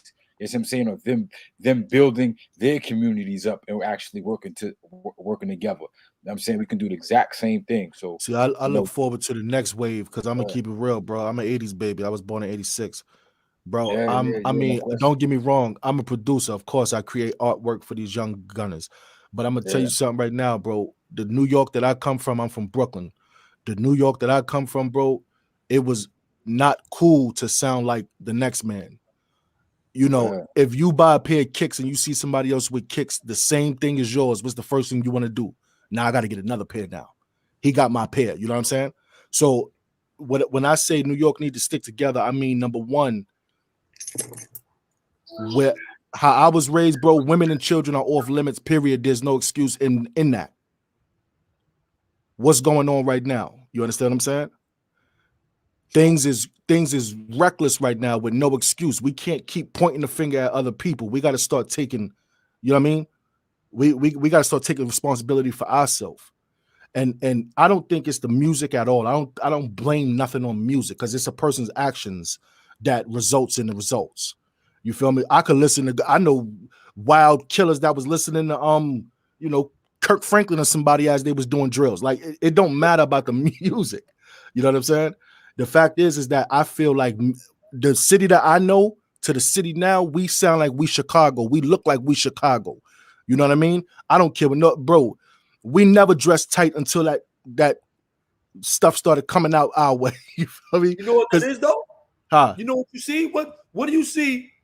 Evolution right now, but in the wrong way. Evolution. You know what it is though? More than anything, huh? Great marketing and promotion. You heard? Nah, you would never catch me in no tight pants. Business. We didn't go to Chicago. Chicago came to us. Great marketing and promotion, bro. That's what that is. Nah, they took it to a whole nother level. Now they tapping into your brain waves, knowing that at this particular time we can play this and play that and get the person excited and aroused, or show these particular images real fast, get them going. It's like they took it to a whole nother level with promotion. But bro, let me ask you a question. What happened to? Sorry to cut you off, bro. Yeah. What happened to our Mary J's, to our TLCs? What happened to our R&B? We don't even have R&B on the radio no more. Music changed. They promoting what they want to promote. It's still on the radio. It's not the radio we listen to. That's a fact. It's out there. You got to find it though. That's a fact. I feel what you're saying. But y'all, I'm not gonna talk all day, bro. I much love to y'all. Yo, listen, man. We appreciate you. We could definitely. I mean, it's so much to talk about, man. But I like this, bro. This is brain food, man. Yo, now we need this, man. Unfortunately, man, we can keep going on for days and days, man. But Zoo, man, Zoo Capo, man, we appreciate you pulling up. We're definitely gonna stay in contact with you, man, because obviously, man, we have work that we need to do together, man. But I mean, listen, man, for everybody that's been listening, man, we appreciate you guys for listening, man. We locked in, man. Y'all definitely, man, are close to our hearts, man. We appreciate it, man. I speak for my brother Mikey B and KK, man. Yo, listen, man. Y'all have a great night. Y'all guys, y'all stay locked in, man. Stay focused, man. Remember, man, hit that subscription button, hit that like button, man. Hit that notification bell. Tell a friend, tell a family member, man. Tell them to tune in. Great conversation again, man. 050 the movement, man. Support the movement, man. Yo, share it, y'all. Share the post, man. And don't forget to share the post about Terence Rice, man. Please, man. Free the people, man. If y'all haven't signed a petition, please go sign a petition. And happy holidays to y'all too, bro. All new everything, bro. It's about all new everything. But you know what? You look how we leaving the new year. We selfless. We came out here. We didn't come out here and talk about us. We came up here to talk about freeing the people and getting people out of here. So what you think about that? We locked in, bro. We locked in, man. Hey, I'm gonna pull out though. Much love though, bros. Yo, much love to y'all all, man. Yo, y'all have a great night, man. Take care, everyone. Bro. We gotta link up. Yo, I was just about to say, Mikey, I'm gonna hit you up and shit. Stuff. My please, Zoo. Much love, y'all. All right, man. I love y'all, man. I love y'all, brothers, man. We out. All right, well, peace.